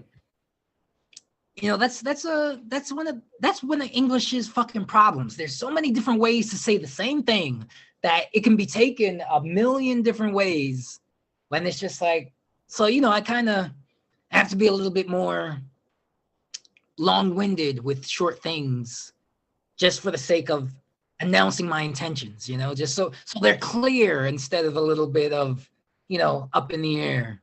Yeah. And it's the same thing, even with my girl. I may ask something like, "Oh, did you wash the dishes?" And she may be thinking I'm telling her, "Yo, you need to wash the dishes." But really, I'm asking, "Where's my cup?" That's really what I'm asking. I'm asking if she did the dishes so I can know where my cup Yeah. is. Yeah. But I should just say, "Do you know where my cup is?" But it's kind of like, I don't know. It's weird, You gotta. Sometimes I feel like that comes with uh programming through our family bloodline. Sometimes I Mm, feel like, through childhood and stuff, we're just so used to like the dynamics of, how our parents or grandparents would communicate like about something. right. Like if they were Yeah. asking a question about like something in the kitchen, like that's how they would go about it. They wouldn't be like, "Oh, I'm looking for my cup. Did you do the dishes?" Like we're just so used to hearing like, "Hey, did you do the dishes?" Kind of like half aggressive, like, "Hey, did you do the dishes?" Right, But right. like the whole Definitely time it's true, just man. about a cup. Yeah, there's a lot of like subconscious shit, man, that we don't even realize, man. And Trigger words too, trigger energy and trigger words, like the oh way that we yeah, approach people can trigger people into like fight or yeah, flight or fear. They can right. get Defensive pushed into immediately. trauma. Yeah, man. Yeah. So I'm telling you, bro, every day, and I'm, I got to remind myself that these moments, they're not frustrating so much as they are opportunities to get it right. Like fucking like, there's another way. There's always a better way somewhere. And it can be fucking, you know, it can be a lot, man, because Yeah. you know, moments are forever going, bro. There's always, every moment is another chance for something, and oh, it's just so much, man. See, that's what I'm saying. It's with other people. I don't have these moments with myself. It's not like, yo, what was I just thinking? What did I mean by what I was just thinking? I know what the fuck I know what I meant. I didn't even have to Yeah. think it. I knew it from the gate because I'm fine dealing with me. It's always just the world, man. Dealing with the world that can be, you know, a fucking a whole classroom, man. A whole entire lesson. Yeah. That's for sure. I remember that when I stepped back into a work field, I was like, you know, encountering the characters again. It's just like, hmm, okay. Yeah. I remember that, you know, some people like to be the, you know, the Mr. Center Stage humorous guy that likes to like joke on everybody at work. And it's like, oh man, see, now I have to try to master how I keep my boundaries with myself to not like Mm. take it personal and just, you know, stay open hearted about it. Yeah. And at the same time, kind of do like fucking social gymnastics where Yeah, you then like can, then do it back at the same time. yeah, but do it enough to be like, yo, don't fuck with me, but I'm Yeah. joking, but chill the fuck out. And it's, yo, it's fucking people, bro. It's so fucking hard to navigate the field of humanity, man. Yeah, then I'm just sitting there like, dang, do I really want to do this? Yo, I'm telling you, bro, the opportunities are ever present, ever present. Oh yeah. So, you know, just remembering that, hey, man, you know, these things are opportunities. They're not fucking nightmares. It's fine. Everything's gonna be okay. Oh man, it's crazy, bro. I've always been the unhealthy optimistic person. Mm, As yeah. I remember you kind of say a couple weeks ago, but we were voice messaging because I think you were going through it at the time, and you were just like, "Hey, bro, I don't know how you be all Mister Optimistic all the time," and I'm like, I was like, "Well, you know, I'm not like that all the Yeah, just about 96% of the time. time." But man, that 4% though. Yeah, yeah, I bet, bro. I bet. Yeah, that's why I try to share like these fucking, like I try to share my struggle, man. Let people know that, yo, everything's fucked up, man. People may think I'm, you know, fucking inspirational and bright side, but yeah, I go through it like everybody else. And I feel like, Yeah, because I like to see that shit in people, man, because, you know, last year was a tough year for me. yeah, you Tough one, know. man. I dive a little personally here. I ended up losing a child early in the Mm, development stages, oh man. and Yeah, I'm sorry about that, bro. you know, I ended a relationship last year. I know that's got to be real strenuous on a relationship. Like that's a fucking Yeah. tragedy. So through that stuff, you know, and I'll be real raw and honest with you. There's just times in life where there's not going to be a resource or an outlet to allow Mm, you to just, you know, release or whatever. Like sometimes yeah, you just have to fully embrace and experience some things. And there's not going to be a tool to help you in that moment because you have to face it. right. And I had a lot of those moments last year, especially, you know, during the pregnancy part and the ending of the relationship. It was very heavy, and God, yeah. I found that it was something that had to happen, Mm, like feeling the emotions and going through the feelings and the memories as well. It just all mm, had to happen. Um, right. but the thing that I found helpful during that was staying consistent with the routines and healthy habits that I've already been building before that. Right. So it's kind of like trying to stay firm in your foundation, like a tree, like a tall, big tree standing there, and a hurricane is coming. And like, Hmm. all the branches are being thrown around it. There's waves crashing into it. You want to try to be that firm tree that has all of these practices and all of these different practices and techniques already being built into your habits. Right. So then you can then continue those habits as if you're not being thrown off the path, but you're just facing obstacles on the path, so to say. Right.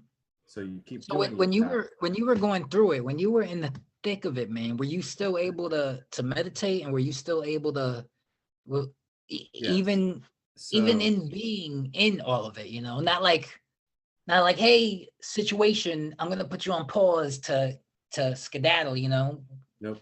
So there is no pause with it for me. It was just more of Right, integrating. that's what I'm saying. Just That's what the fuck integrating. I'm talking about, bro. We can't just pause life. Yeah, it's integrating. It's integrating life. For me, Yeah, it's yeah. you gotta oh man, I love it. We just launched into a whole nother level. Let's do it. Let's All right. do it. So integration. Oh man, integration is so key because I feel like it's a lost concept that is not taught with everything else that's being taught in spirituality. Integration. Correct. Correct. Okay. If anyone knows what enlightenment is, like true definition of enlightenment, enlightenment is when you place something into your life and experience it. You then become enlightened because you experienced it. You experienced Hmm. the knowledge. Now, if you're just studying and then this goes into the deeper levels of like, the mental plane, physical plane, and all that stuff too. But when you're studying, that's a mental plane thing. So when you're studying, you're using the mental. You have to integrate what you take into the mental, then into your physical. That's where practice comes in. Hmm.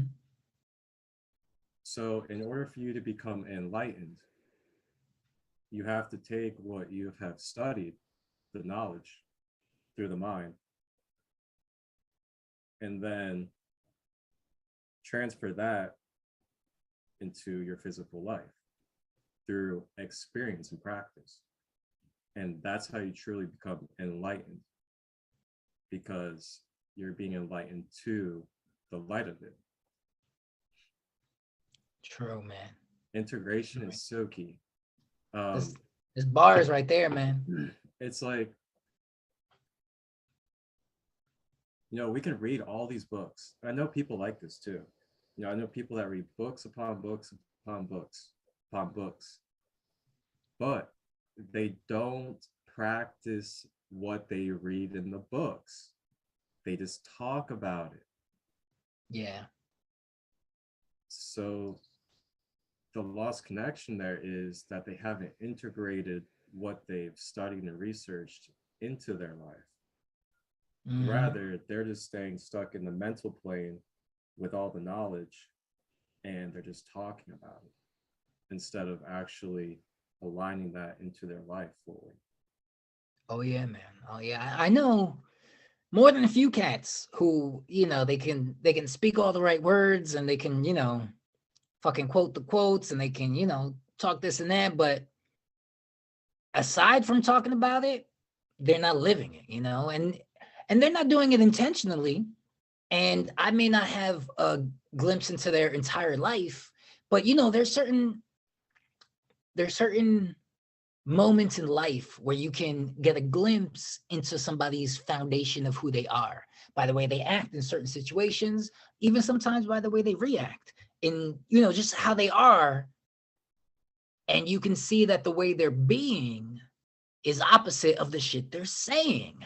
And I'm just like, but what about all that shit you was just saying though? What happened to all that shit you was just saying though? Yeah. And you know, they'll say it and they'll know the words and they can recite it. They could reference the books and the fucking pages, but their life is spinning in turmoil while they're reposting all of this peace.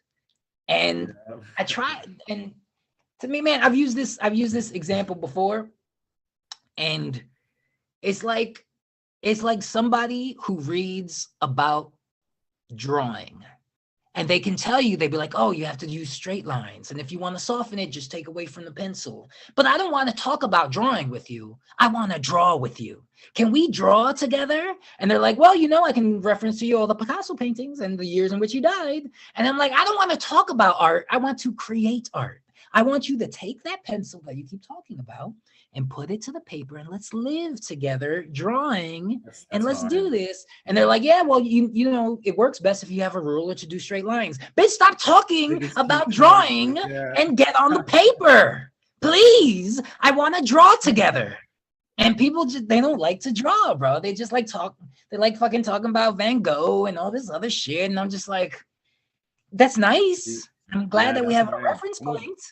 I'm a very big visual learner, like hands-on. Like I love to experience things for myself. Right. Yeah. Once I experience for myself, then I could know like, okay, now I can start like dissecting and like teaching my own self about it, going even further, start Yes. developing my own unique way of doing it, all that Right. good stuff. Right.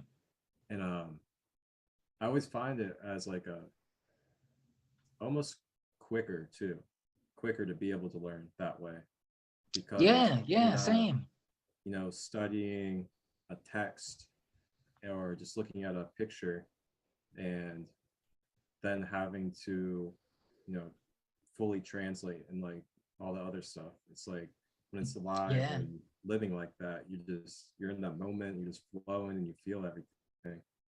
Yeah. Let me tell you, man, when I was first trying to fuck with Qigong, man, which I heavily regret getting out of the cycle of because that shit is so life changing, bro. So Mhm. fucking life.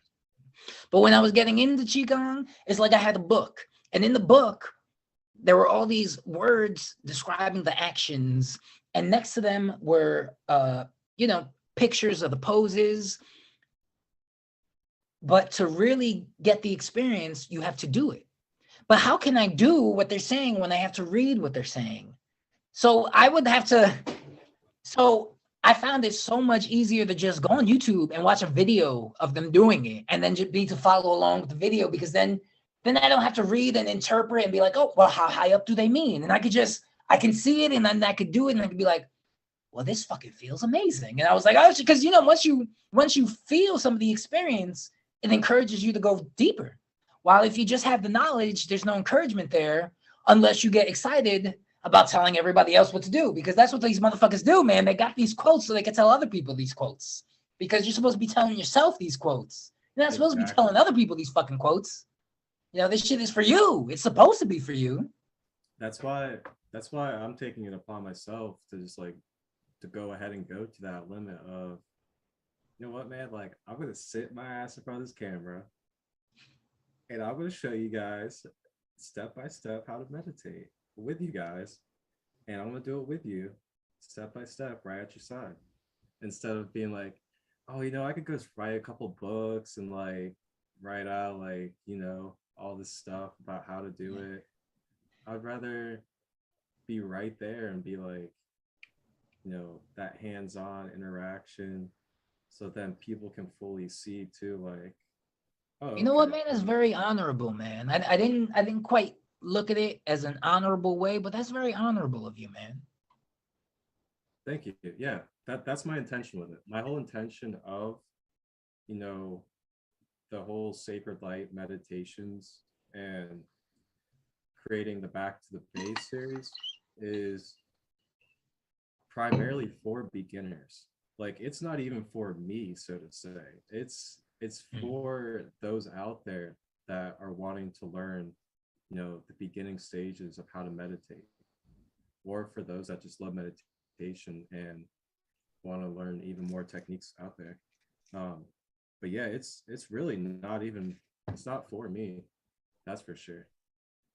And I just I don't see too many outlets out there with the people that I know Hmm. for that type of access. So I figured I might as well go ahead and be that outlet for them. It's a good idea, man. And plus, it's a lot more. It's a lot more helpful than just telling somebody like, "Yo, you should meditate," because I used then, to do that too. I used to do that. I used to be the person where, yeah, I had no videos made to like, give them something juicy and like helpful, instead of just right, me being out there being like, look, man, like, you should meditate. It's helping me. You should just meditate. That yeah. used to be Well, now you me. could be like, "Yo, you should meditate. Here's a link," so that way they can they can. There's a follow up. It's not just Right. because And it could come across a little bit like high and mighty, be like, huh, look at you, so full of bullshit. You need to cleanse your bullshit and meditate. Now you can be like, listen, man, I think this might help you. Here, click the link. Click on some help. yeah, and usually with every interaction I make, I'm usually connecting and like having fun and like really connecting and getting to know that person too. So then I usually just kind of gravitated into like, um, so yeah, if you are interested in meditation, or I hear that, you do want to try meditating, but you're not exactly sure how to start, I do have this whole entire beginner series on YouTube that I've made called Back to the Nice. Base, where, I'm going through each step, how to have good posture, how to correctly breathe during meditation, what to do when you start having racing thoughts, or Mm, how you can change these thoughts into positive thoughts. I have a whole entire series right there on YouTube for you. nice, man. Nice. That's good. That's It the can be tricky to intention of it. meditate when you don't do it. So it's good to have a helping hand in that process. Yeah, and taking my cell salts. Okay, okay. Nice, Are man. you familiar with cell salts? I don't think I am. Why don't you enlighten me some? So this is actually something that I got through good old Secret Energy, Seven Ah, Doma. of course, man. Um, but this deals with, the biochemistry level of the body, Okay. dealing with the cells. Mm. And I guess there's 12 different salts in our cells. Oh. And these cell salts right here, they contain all 12 of the salts inside of them. Oh, So when you take okay. them as a supplement, you're just replenishing your cell salts, and it helps your salts, rejuvenate, or not your salts, your cells rejuvenate, bring back harmony, stuff like that. Oh, shit. But Okay, yeah, I just take okay. about like 3 of these every day. They just dissolve in your mouth. Don't really taste like anything. Okay, that's good, man. I have this terrible problem where I get into taking like supplements, like fucking CMOS and She Legit, and I take them, and I'll Yeah. take them like maybe 3 days straight, and then I'll forget, and 2 days later I'll take another, and then they kind of phase away for like a month, and then like, man, I need to get back on my, you know, it's it's it's it's hard for me to be consistent with shit sometimes, man. Mhm. Yeah, I feel But shit that. like that does make a difference. Yeah, I definitely had the adventure with supplements. I've had my times of like heavy supplements and then Hmm. light supplements, and now I found myself really just kind of sparing with them. I kind of Word, take man. like particular ones. Like right now, I'm taking this one. It's called Balance, and I'm only specifically taking this because it just helps with like vital energy and just balance and Mm, stuff like that. But it's called Balance. It's also on Secret Energy too. nice. It's a ancient Tibetan formula. Okay. It's got like 9 different herbs in it, but it helps with mood support, anxiety relief, and vitality. Nice. So So just like overall good, like balanced and harmonious energy for your day. So I take True, that in the man. morning and then take the cell salts throughout the day. And that's it. Word, man. Yeah. Yeah. So I guess consistency with shit like that, I can include as one of my faults. Wow, I forgot we were talking about faults. Yeah, no, we talking all over the Well, map, I man. guess there's a fault right there of mine is getting off track. Oh, that works, man. That works. Oh man. Now that All kind right. of is that is a fault of mine, low key though, is my mind will just as soon as something's supposed to be the focus, something else will capture my mind. And then I'll go all the way down that alleyway. And I'll be all Mm. the way down that alleyway. And then I'll go into another alleyway from that alleyway. And then I'll turn around and be like, oh wait, I was supposed to be 3 alleyways back. Yo, I feel that shit, bro. Yo, there will be fucking like this is like a literal time where I'm like, I'll be in the kitchen and I'm like, oh shit, I gotta change the garbage. I'll take the garbage out the trash can, fold it up, be like, Oh god. oh shit, I didn't take my fucking sea moss. Leave the garbage as is. Go Yep. to the room, get the fucking pill. Be like, where the fuck is my water bottle? Go into another room, and then in the background I hear, where the fuck is the garbage out? And I'm like, oh shit, that's right. I'm fucking 3 alleyways away by now. And I'm just like, damn. It's because when something strikes, I know it's easy for me to forget. So I try Yeah. and strike while it's hot, but Yep. I don't finish striking the first fucking strike sometimes, man. I'm like striking all over the place, man. Yeah. And then sometimes I'm like, wait, if I could just do this now in front of that before this, it'll also help me feel a lot better before doing it. And then I can go do it. Right? Almost like a logical loophole. Be like, well, I gotta do this first because it's just, it makes more sense. Yeah. Oh See, and man. then there used to be the negative, like the really negative pattern of that with me when it came to getting high with weed. I'll be like, Mm. oh wait, I got time to go smoke this blunt before I go to the store, like, oh, I need to go do this before I go to the store or go to see bed. And it's like that's Yeah. that like really, I guess you could kind of say toxic side of that pattern Right. is Yeah. When you when you get a start little too thinking like that. comfortable. Yeah. Yeah, I've been there, man. Been there And that plenty got of me in times, some bro. heavy places.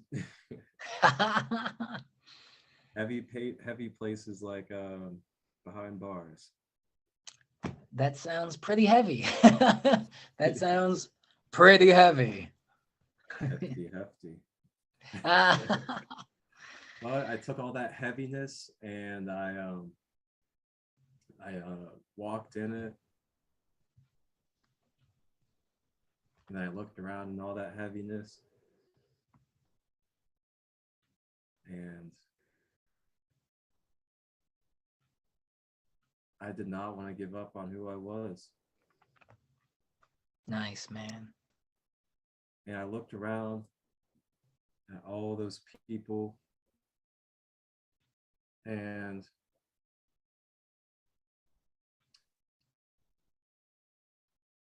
this kind of goes into the fear side of things too. Oh, perfect. Because I Nothing, was F. hoping for us to get into that. Yes. Uh-oh. Yes. So, oof, this is gonna be a great, great heavy topic. Give me some. So, fear. You want to talk about having to face a fear for me? All right. So, anybody that traps or anybody that sells, they know basically what their number one fear is. Getting caught? Is that it? Pretty much. The number one fear is definitely getting set up by the cops. That's why you Right. think everybody's a cop. So that fear right there, I had to face that fear in Oh, actuality damn. because I got set up by an Oh, informant. oof. back in 2014. Mm. When it happened, after it happened, were you like, fuck, I should have known? Or did you have an inkling, but you kind of like passed on it? Was there any, what was it like? Okay. So I had sold to the guy a couple of times, and it was just normal. Life was just going on. About 5 months later, I'm in the car with my mother. Wow, we're live on Okay. Instagram right now. I was in the car with my mother, and only Mr. Ability can get this out of me right now. Exclusive. I was in the car with my mother, man, and I get pulled over.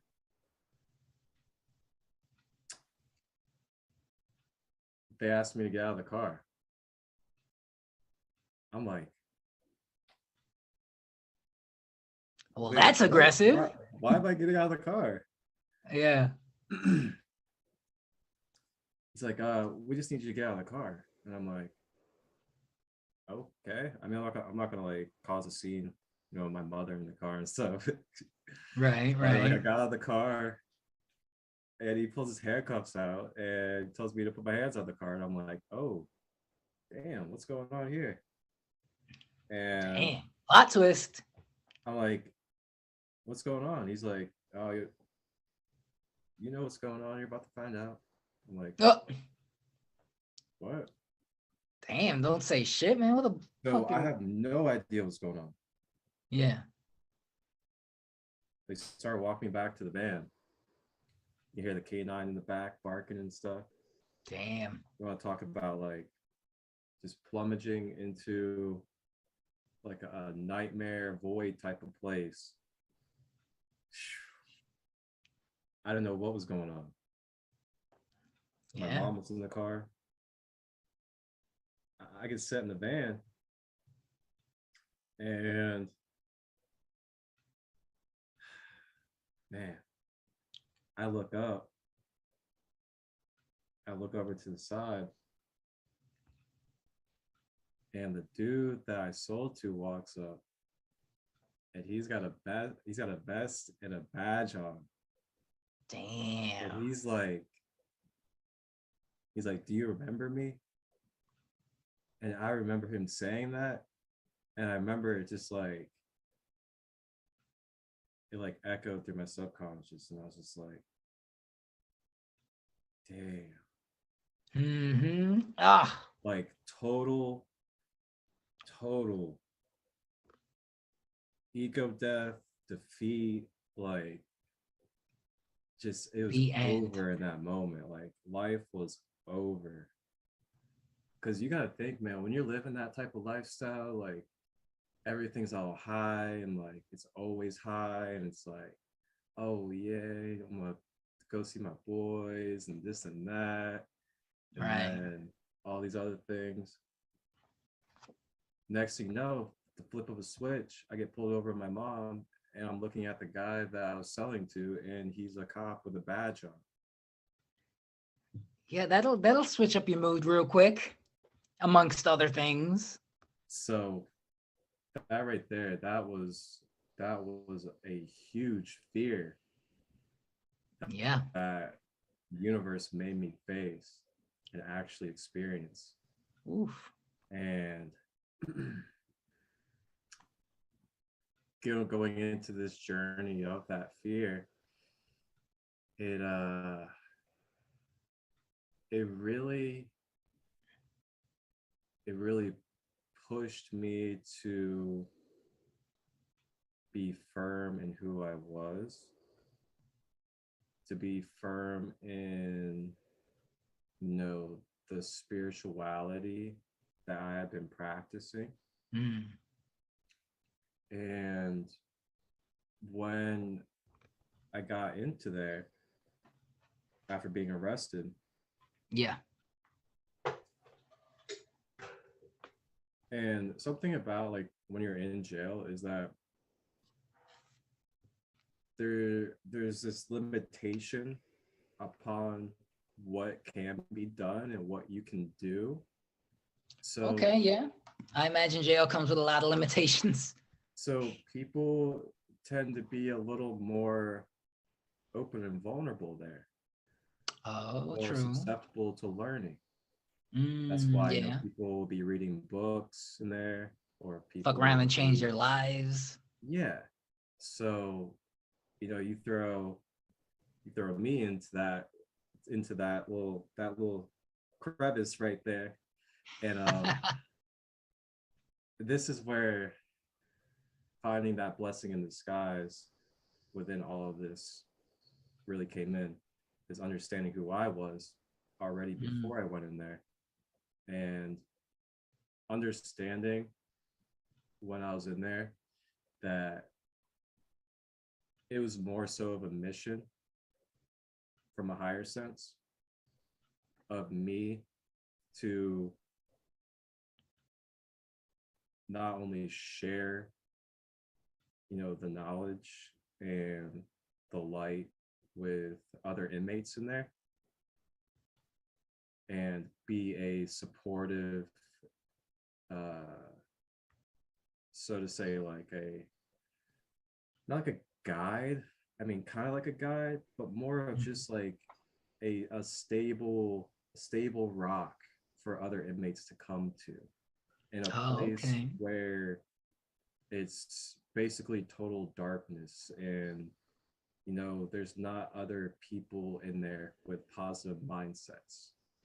So Right. to Yeah. be that stable, always optimistic, always positive, always meditating, always showing these spiritual virtues, to be that and embody that within a system like that was a big light work mission of my soul. So were you like that before you went in and it Yeah. allowed you to Yeah. keep So that light, or did you learn that while you were in there? so back when I had originally got into the trouble, and like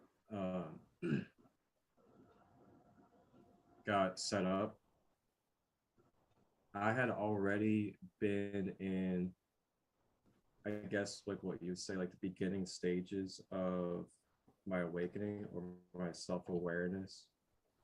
Mhm. And I had a really good friend of mine, his name was Jonathan, and he was like really into like pretty much everything, like everything that has to do with like scripture and text and Mm. stuff like that. Like he was studying that stuff, Hebrew.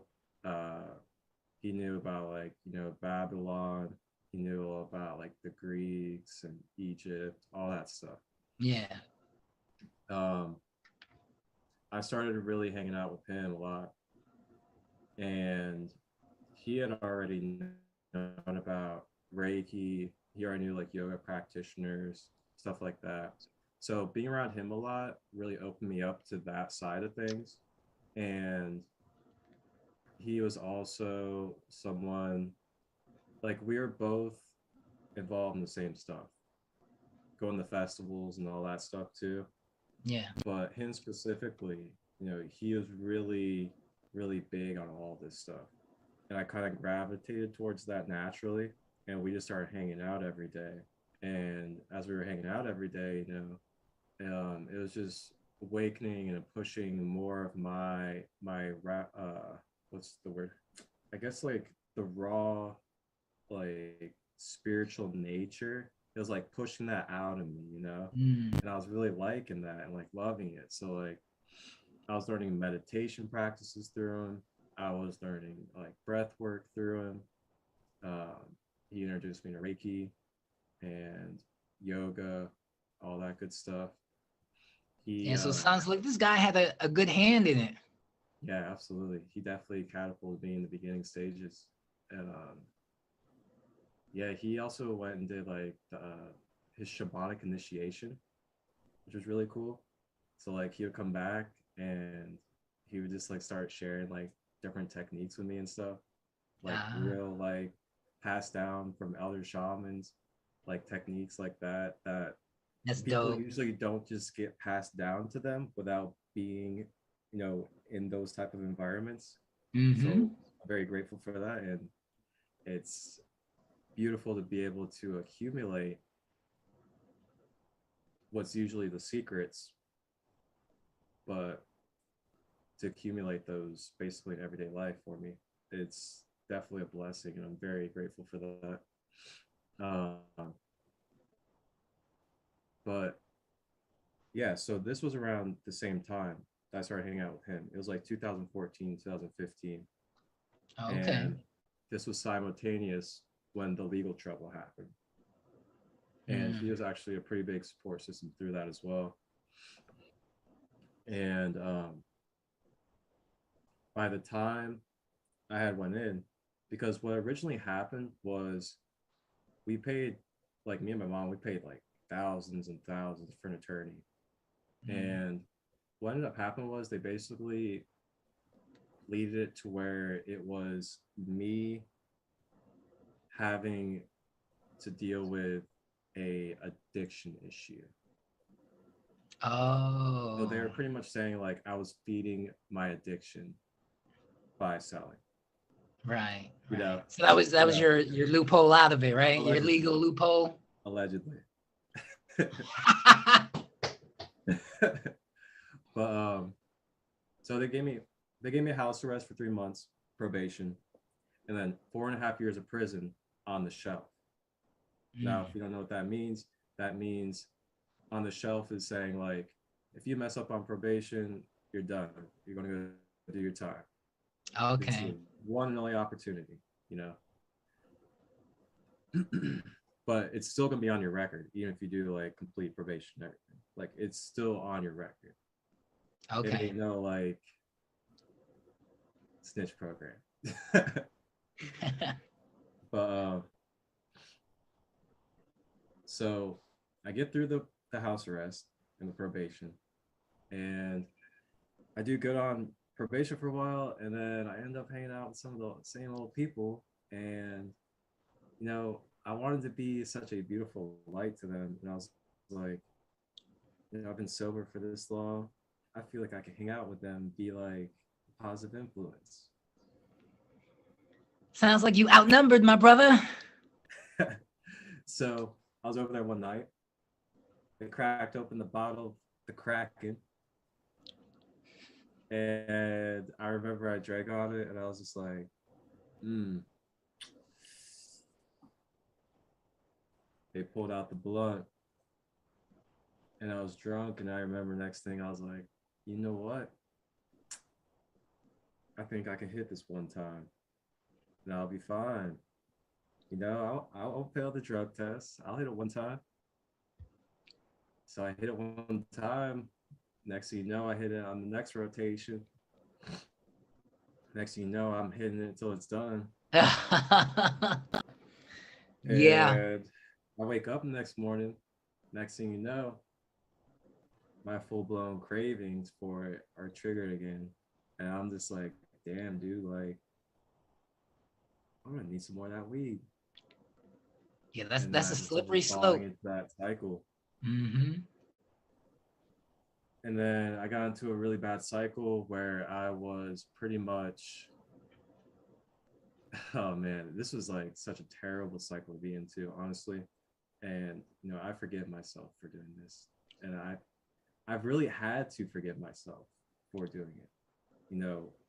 A lot of times we don't. I think we forget about the seriousness of like what we put ourselves through in the past, Yeah, and we kind of just carry forward, and then we hold this like resentment and this hidden anger towards our own self because of our past. that's true. And I always make sure to forgive myself for things of the past, because I know now obviously I wouldn't put myself in situations that would land me in prison. Yeah. But I had to really forgive myself for that. And I forgot what I was saying at the beginning of that. Oh, sad. What led me into that? Uh, I Of think like repeating the cycle, man. I think repeating the cycle is what got you there. Well, I'll tell you what though, man. I'm glad that you forgave yourself because that's the hardest part. That is the yeah, hardest part. yeah, yeah. I mean, that's a huge part of your healing too, Oh is being yeah. able to forgive yourself. And Oh yeah. sometimes we'll think that we are healed as we're moving on, just because like we mentally are like, oh, okay, yeah, like I can mentally just overcome it. Like that's not really like fully being healed. Right. Um, you gotta be able to really you gotta really be able to go into the fullness of it. Yeah, And man. when you go into that fullness of it and those feelings that you feel as you're talking about it, that normally that'll typically show you how healed you are when it comes to it. Yeah, exactly, man. If you still kind of like if you take it so seriously still, you could tell that those emotions are still alive and that you haven't really forgiven them so much as you've just forgotten them in the back somewhere. But Yeah, they will resurface once you go through the story or whatever, you know? exactly. So going back to the story, um, so I gotten in there and you always hear about the stereotypes of prison. The stereotypes as in like, the oh, they're gonna excuse my language, they're gonna butt rape you or like all these other Oh, things. All that type of stuff that right, you hear growing right. up as a male in life about prison. Yeah. So, I mean, you want to talk about fear and like, but this is why I'm so glad that I was able to go into that already with that higher sense in me Hmm. awakening, because whew, God forbid, man, if Marcus did not have that higher sense activated in him, I think Marcus would have been just a scared child in that prison, man. Mm, For real. yeah. I mean, it Yeah. sounds like a scary situation. I mean, even if it doesn't go all the way worse, just the situation itself is enough to drive fear in you. Yeah. So, all right. Yeah. So let me lead into that. So, So wait, how I long went, were you in there for though? so I was in there for about 11 months. Oh, okay, okay. Yeah. Pretty solid chunk of time Yeah, to really figure things out in there. yeah, definitely. But what led into that was, and this is all dealing with fear. Um, once I had started smoking on probation, I was failing my test for weed, and they would like keep giving me a chance, but I was stuck in a fear program, a fear programming, fear state, which keeps you in a cycle. And this is like, now that I'm looking back at it, I've learned about like what programming is, and like how the matrix, like how the matrices the matrices that we experience are all a different program, and it comes through our mind, and that's what we experience. Yeah. So that's another day for everybody. That's a whole another day. So looking back at it, if I did not had already have the experience of like meditation and Reiki and just conscious living, I don't know how it would have went. It probably would have been very dark. But Yeah. for me, with already being awakened to that side of life, I was I went into it and it was more of an observer feeling. Mm. It was like this, I don't want to say detached because like, I was fully like sensing and aware of where I was. But like consciously though, it was more of like an observing going through a ride type of experience. Almost out of body, like, I bet. Yeah, and what I really have found was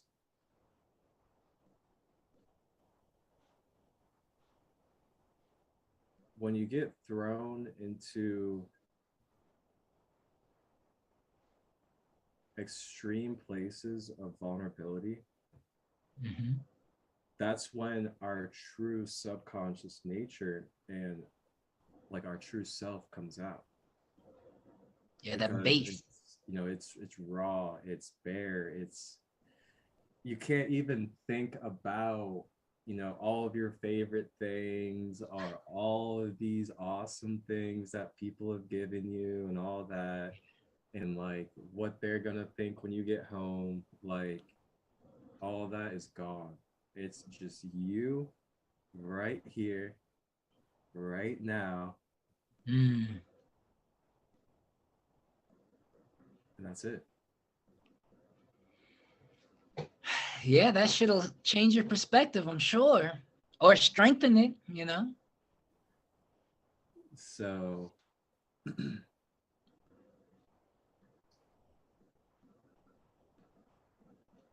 I went in, and it's really crazy too, because I had a lot of moments where I thought about it and I was like, shouldn't I be scared right now? Like seriously, there was times where I really thought to myself, like, shouldn't I be scared right now? Like, I'm about to go to prison, or like I'm in prison. Like, shouldn't I be scared? But then,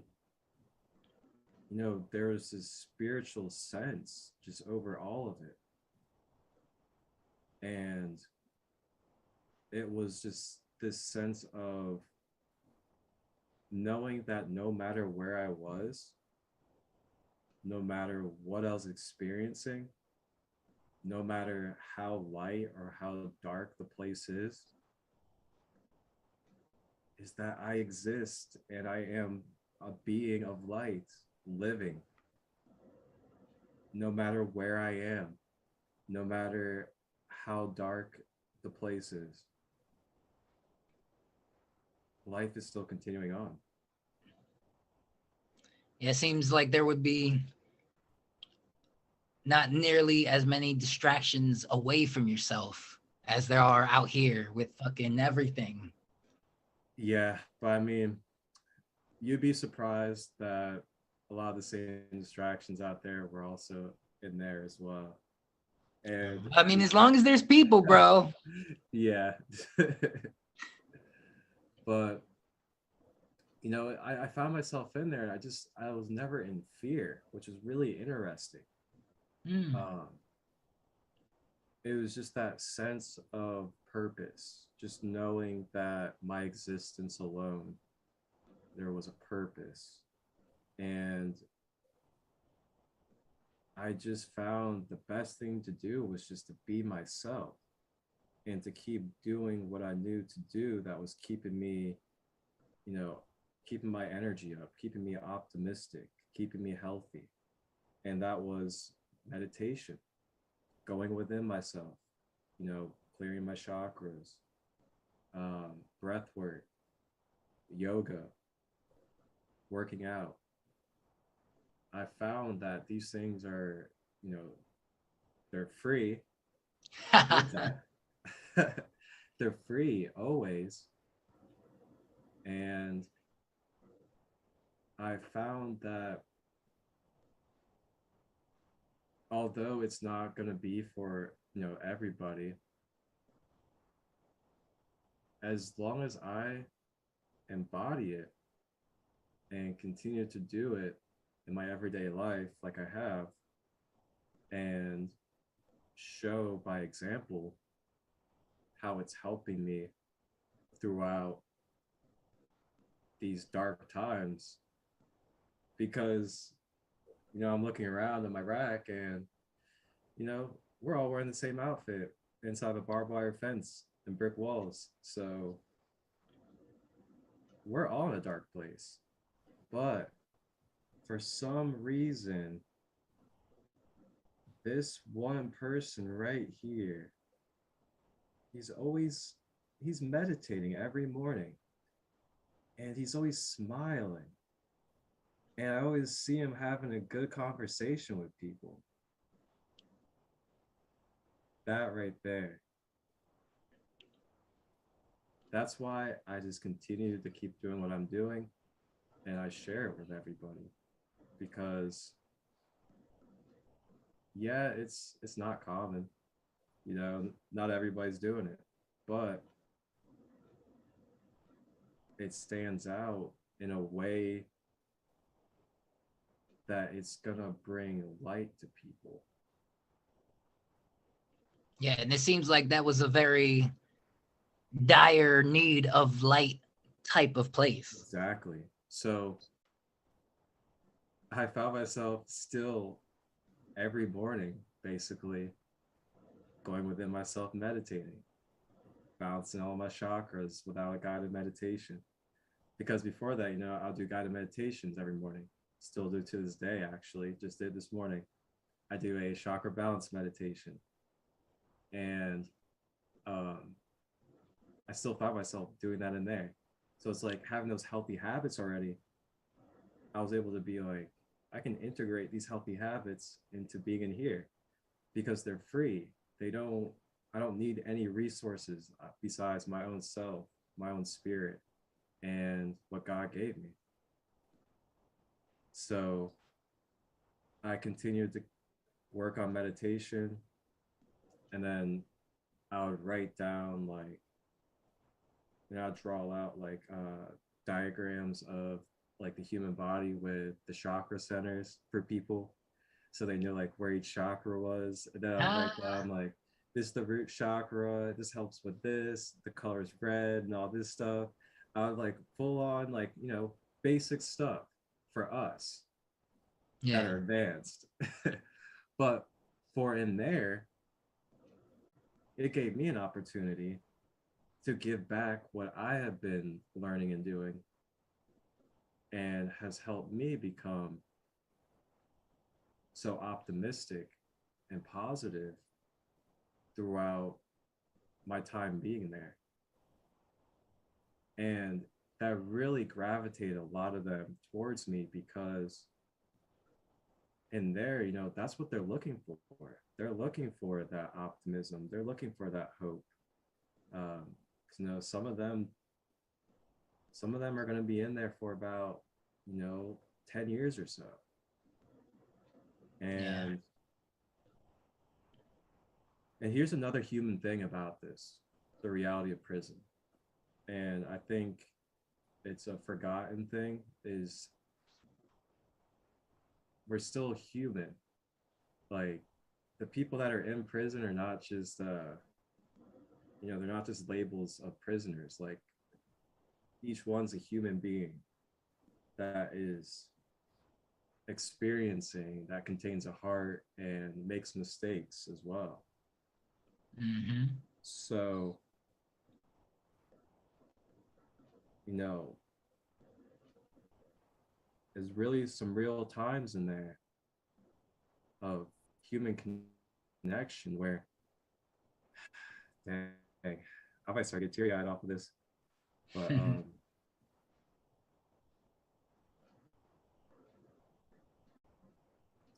you know, there's times of connecting with people that's their life, and you know, to connect with another human being that that needs it.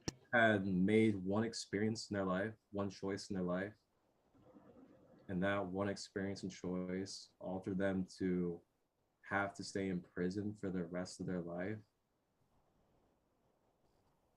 Um, it really means not just a lot, but it means their life to be able to come across an optimistic and positive young man that's inside of prison. Right.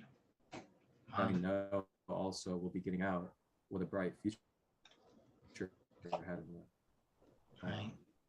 So yeah, just come across those type of real raw human connections in there also is a big inspiration and boost to continue on the path that I'm on and to keep doing what I'm doing to this day, which is why it's even amplified even more to why I want to do what I'm doing, is to reach, you know, these type of people, reach everyone, and Yeah, I feel you, to man. show that genuineness, that raw human nature that's within all of us, and break down the barriers and just connect the communities all together.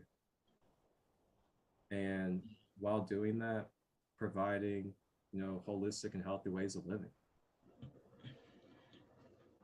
Yeah, So I feel like God gives, I mean, we all have purpose, and to a lot of people that may be a very specific purpose, like, oh, to an architect, and maybe like, oh, I was born here to build these buildings, and there's gonna be, children learning in these buildings, and they're gonna be growing up, and I'm affecting, it could be as specific as a task. To some people, purpose could be more broad. It could be like inspiring others, helping them to do that. But it seems like what you got was a very clear message or reminder that the way you are is needed. And that's got to be a healthy reminder in life to move forward. If you ever waver, or if you ever feel like you're getting low, or if you're like, what, maybe this shit ain't for me, or maybe blah blah blah, to have that reminder that you were in such a place like that, where you being exactly how you are was needed. And that's like that that's probably one of the most important lessons that we all kind of need reminders of from time to time. And it sounds like you got a very potent reminder of that, that I'm sure probably, you know, if you're ever, like I said, if you're ever fucking on the verge of some hardship, that is a real strong reminder, that, yeah, listen, the way you are is needed exactly how you are. and yeah, to really be in there and be that type of force within a prison system, it was really self-assuring and um, very confidence. I don't want to say like confident boosting, because like it didn't like boost my confidence. It plateaued me into another level of confidence. Like, there's a difference between like having that little fiery, like, oh, I'm feeling confident in myself, like I need to keep Yeah, it yeah. going though. Like, there's like a plateau you reach sometimes where it's like you break through and you just have that deeper understanding of yourself. And You Right. have a deeper sense of your purpose. That came through going to prison. And it really was probably one of the biggest launching points in my life, where it showed me my purpose. Because going into this, I just began learning like meditation and what Reiki was and all that stuff. Hmm. But for me, I was just doing it. And I was just doing it with my friend John and whoever else. But once I got in there, that's then when it became more of, now it's time for you to find your purpose. Now it's Yeah. time for you to see why you had begun taking upon this spiritual path, why you'd started meditating and all these other things. And I started to find out that it really was my gift. It was my mission to share and spread, the knowledge and wisdom of meditation and holistic practices and ways to accessing and activating and becoming our greatest self within ourselves. And Right. when I went in there, I ended up teaching about 7 different people meditation. We go out to the softball field out in the sun, and then we'd sit there and meditate. I would guide them through. We would go through each of the 7 chakras, and then we just like use our breath to clear them out. And they had That's said to just me, got to be a beautiful experience, and man. I'm friends with some of them Nice. too on Facebook. So like I'm still friends with some of these people that I was in there with. It was amazing, and I ended up doing yoga with a couple of them, Mm. and you know there was just a lot of everyday good conversations too, like conscious conversations like what we've had today together, stuff like that. Yeah. You gravitate and find those type of people. The more that you just embody and be yourself, you'll Mm. start to gravitate that naturally, no matter where you are. Because no matter where you are, if there's a population of people, we're all unique, but we're all similar at the same time. As True. long as you're staying yourself, you will attract into your field what is similar, no matter where you are. Yeah, that's a good, healthy reminder too, man. I mean, there's a lot of things that we know, but it's easy to forget, man. Somebody hit me with this silly ass quote, but I really like it. And it's like, yo, sometimes you just gotta remember to remember. I was like, fuck yeah, man. Gotta remember to remember. Because there's things we know, but it doesn't always dawn on us because it may get swept aside or. But we gotta remember to remember. Yep. Yeah. Yeah. So yeah, man, I was in there. I did a couple of Reiki sessions in there. It was magical, man. It was magical, and it definitely, as crazy as this could sound, as crazy as it could sound, for me, as a star-seated like individual, you know, cosmic universal energy type of mind. For me, my time in there was almost like a vacation from the world. I'm not even gonna lie. I'm not gonna lie. It was like Yeah. I took a vacation from the world and its problems, Mm, because none of it no longer had to do with me. right. And it was like one of those blessings in disguise. Because for someone like me that likes my individual time, because I know how to capitalize on my individual time with, like going into my healing practices and stuff like that. Uh, um, it was almost like a it was almost like a little treat in a way when it came to my soul. You know, Yeah. it's like you don't have to focus on all of the stuff. You don't have to focus on a job. You don't have to focus on where you're gonna live. You don't have to focus on all these other things.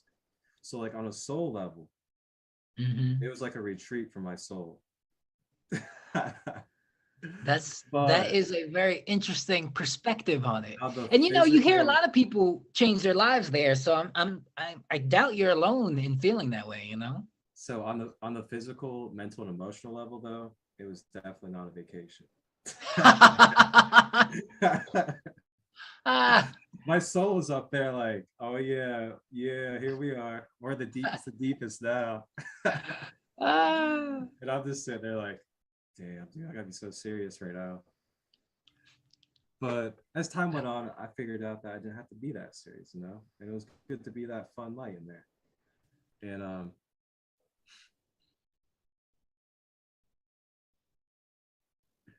uh, yeah, so it was really great for the soul growth. Really great for soul growth. That's great, man. I guess, everything, as cliche it is as it is, everything happens for a reason. Yeah, and it really gave me so much confidence in myself, and not just myself, but also in holistic practices and Hmm. just the whole entire like just the energy of you know all that, the ancient practices and everything. I don't know what you Right, really even right. call that if you had to like put it into one term, but it gave me a really clarifying faith within our ancestors' practices and everything that are kind of getting pushed to the side and getting labeled as alternative and all these other things. Yeah. And it really brought rejuvenation to me and showed me that if I can do this and here, which is like the lowest of low, like the darkest of dark places, all by Hmm. myself with no friends and no family, what can I do out there Hmm. when I'm in support of friends and family and a lighter, not as dark environment? So like when I was experiencing all that and recognized the type of light I had in there, it really showed me like, look, if you could do that here, imagine what you're doing and can do out there with the support for that. And then ever since then, that was when I got Reiki certified. I started Sacred Light Healing and Wellness. And then I started Sacred Light Conversations. And you were the first one that actually hopped on that Sacred Light conversation for the Yin and Yang episode. And yeah, then ever since, it's the podcast and then all this other things. So yeah. That's good, man. Beautiful direction to move in, man. I can't wait for even more, man. Even more. Yeah, that's the wonderful part, man. It always feels like it's just starting. Hmm. Always feels like it's just starting. Well, that's beautiful, man. It sounds like you conquered that fear, my brother. Ah, God, dude. Honestly, like create that fear was almost like so let's see. It's like you had to think of it as like a core fear just Hmm. because of how powerful it is. Hmm. And then there's Yeah, like, like other fears that we have, but they're like smaller. yeah. They're like side But this one fears. fear right here is like, yeah, that's the fear that we're always like dealing with. Yeah. It's like if I got to deal with anyone, let them be the small ones. I can't handle that beast. Yep. So when I had to handle the beast and I slayed the beast and I meditated on the beast, it really showed me that there was literally no man and nothing in this world for me to fear. And ever Blessings, man. since Blessings. then, I have not lived in fear. And I can't exactly explain that. It's more of one of those, me and source, me and God type of relationships where I experienced that and it relinquished my fear programming inside me. So Yes. I really don't fear anything in this world anymore. I don't fear people either, because I had a fear of people before that. Being a Mm. star seed in this world, um, just being empathic, being highly sensitive, you fear, all the bombardments of energies coming in on you, all the judgment, all the other stuff. I used to be that way. I used to care so much about all of it. So I'd shrink myself in, be quiet all the time, and all that. But then, I got thrown into there, and it was Mm. like, oh shit, okay. Yeah. Real different, How man. Real different. how do I how do I still be that, but be firm in that? And then firm as in like, this is who I am, take it or leave it type of firm. Right. Stand your ground in a way. And that was what really, came out during that process was, you know, it's not about becoming that toxic masculine with your energy. It's not about being like, oh, I'm here now. I need to, fit in with the prison stereotype and start acting all tough and all these other things now. It Hmm. was more of, nah, be aggressive, but aggressive in the sense of with yourself, that this is who I am. Right. And I'm going to embody that and be who I am. And you can take it or leave it, Yeah, man. especially if Very simplistic way, you know?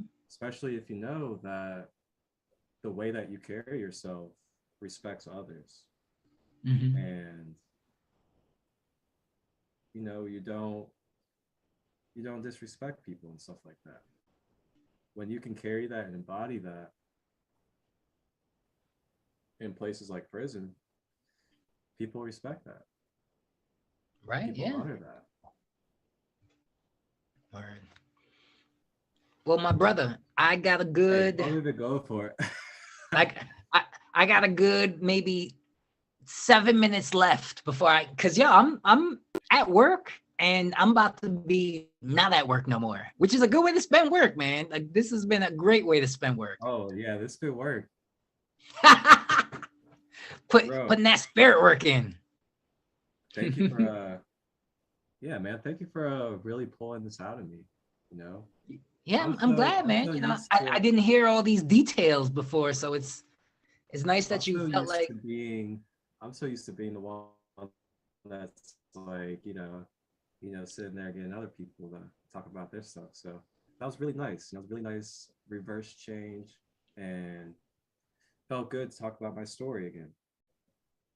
And yeah. I'm glad you got And the it was good hearing it, man. It's very inspiring, bro. It's very inspiring to be that, you know, because I find it hard to be that person sometimes in relatively easy environments. So knowing that it can be done in, you know, dark places is a good reminder that it can be done. exactly, which leads to now and why I'm like, I'm doing what I'm doing with the sacred light stuff and making these videos is because, I'm not just like, I'm not like some false prophet out here that's just like trying to talk about all these things and say things. Like, these things that I'm sharing, these are things that I have brought into my life through spirit during some of the hardest and most toughest places that anybody could go through. And I made those times look almost casual or Mm. positive because of the practices and the habits that I developed and all the other information that I'm trying to spread every single day through my social media to people. And that's why I do what I'm doing. It has nothing to do about attention. It has nothing to do with Crystal Light 33. It really has nothing to do with any of that stuff. It's just about sharing what has helped me be able to get through the toughest and most darkest times of life in a way that was at least casual or neutral or positive. And Yeah, man, encourage folks to gather that same inner strength, because it's there. Sometimes it's hidden, but it's there. yep. And finding that hidden potential within inmates in prison, that really showed me like, okay, if you can get people like that to learn, then you can definitely get people out there to learn too. But then I realized when I came back out into the world, I was like, wow, this is a whole other beast because all these people are in the matrix system. And like, people are working all the time and this and that. It's like, Oh yeah. ooh, okay, now I have to try to integrate it to where I can, first of all, even find the sliver of actual receiving in them to be able to get them to take the time to acknowledge trying one time this practice. Like Right. even just Right. like, trying to get that little window of trying to get them to try it for the first time is like a whole nother thing.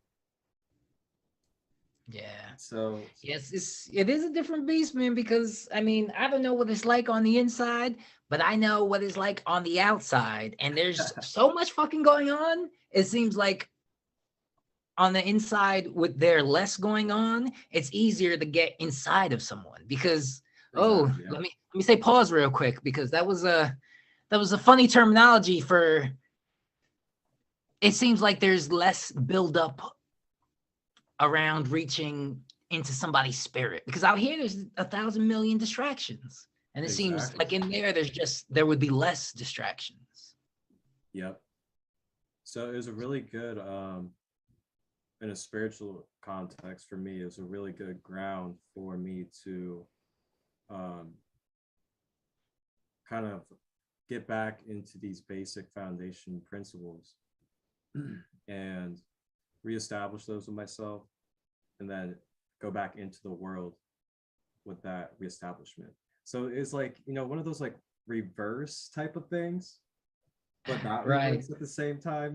It's like I was in Yeah. prison, but at the same time, I was like in a self journey and I was reestablishing myself back into the world with my spiritual principles. Yeah, it seems like It's like, different levels or different versions of like integration, really. yeah, because I started losing my spiritual values and principles before I went in there. Because all I was Mm, doing was just getting high and stuff with my friends all the time. right. So then I was losing all that. And then I regained all that when I went back into prison. And then from that regainance was when I kind of was more evolved and started that sacred light and everything like that. And the roller coaster of life, I tell you, surprises galore. Yeah, man. But my friend, I kind of gotta get ready to get going. So thank you for having me. Thank Dude, you for sharing. I'm glad I got to allow this to be your work day. Hell yeah, man. That is Hell awesome. yeah. Thank you for Oh yeah, man. thank you for your time, man. I appreciate you and thank you for asking these questions and getting this out and listening to me. It's Yeah, very that's nice. what I like, man. I know it's It's Mr. Ability, but the ability is short for vulnerability because I want that juice. Oh, Let me get this insides, man. Let me get those hearts to spill, bro. That's what I like, man. I like when people are they just put it all out on the table. So I I appreciate like you that, man.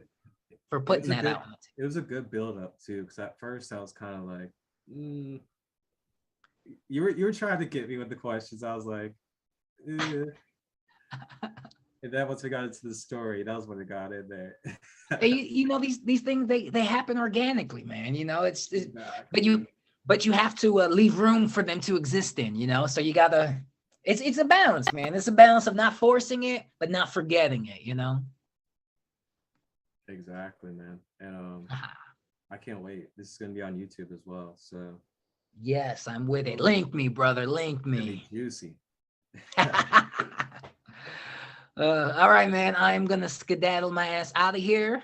Thank you, bro. Peace, blessings, love, and until next time, man. Until next time. Maybe next time we can have a fucking freestyle joint, bro. Uh-oh, you hear that, guys? A Oh yeah. freestyle joy. You know Oh what that yeah. means? All uh, right, brother man. all right, man. I Enjoy love the rest you. of your day, bro. I love you and appreciate you, man. Ditto, kiddo. I fucking love you, man. Take it easy, Enjoy my your day. bro. You too.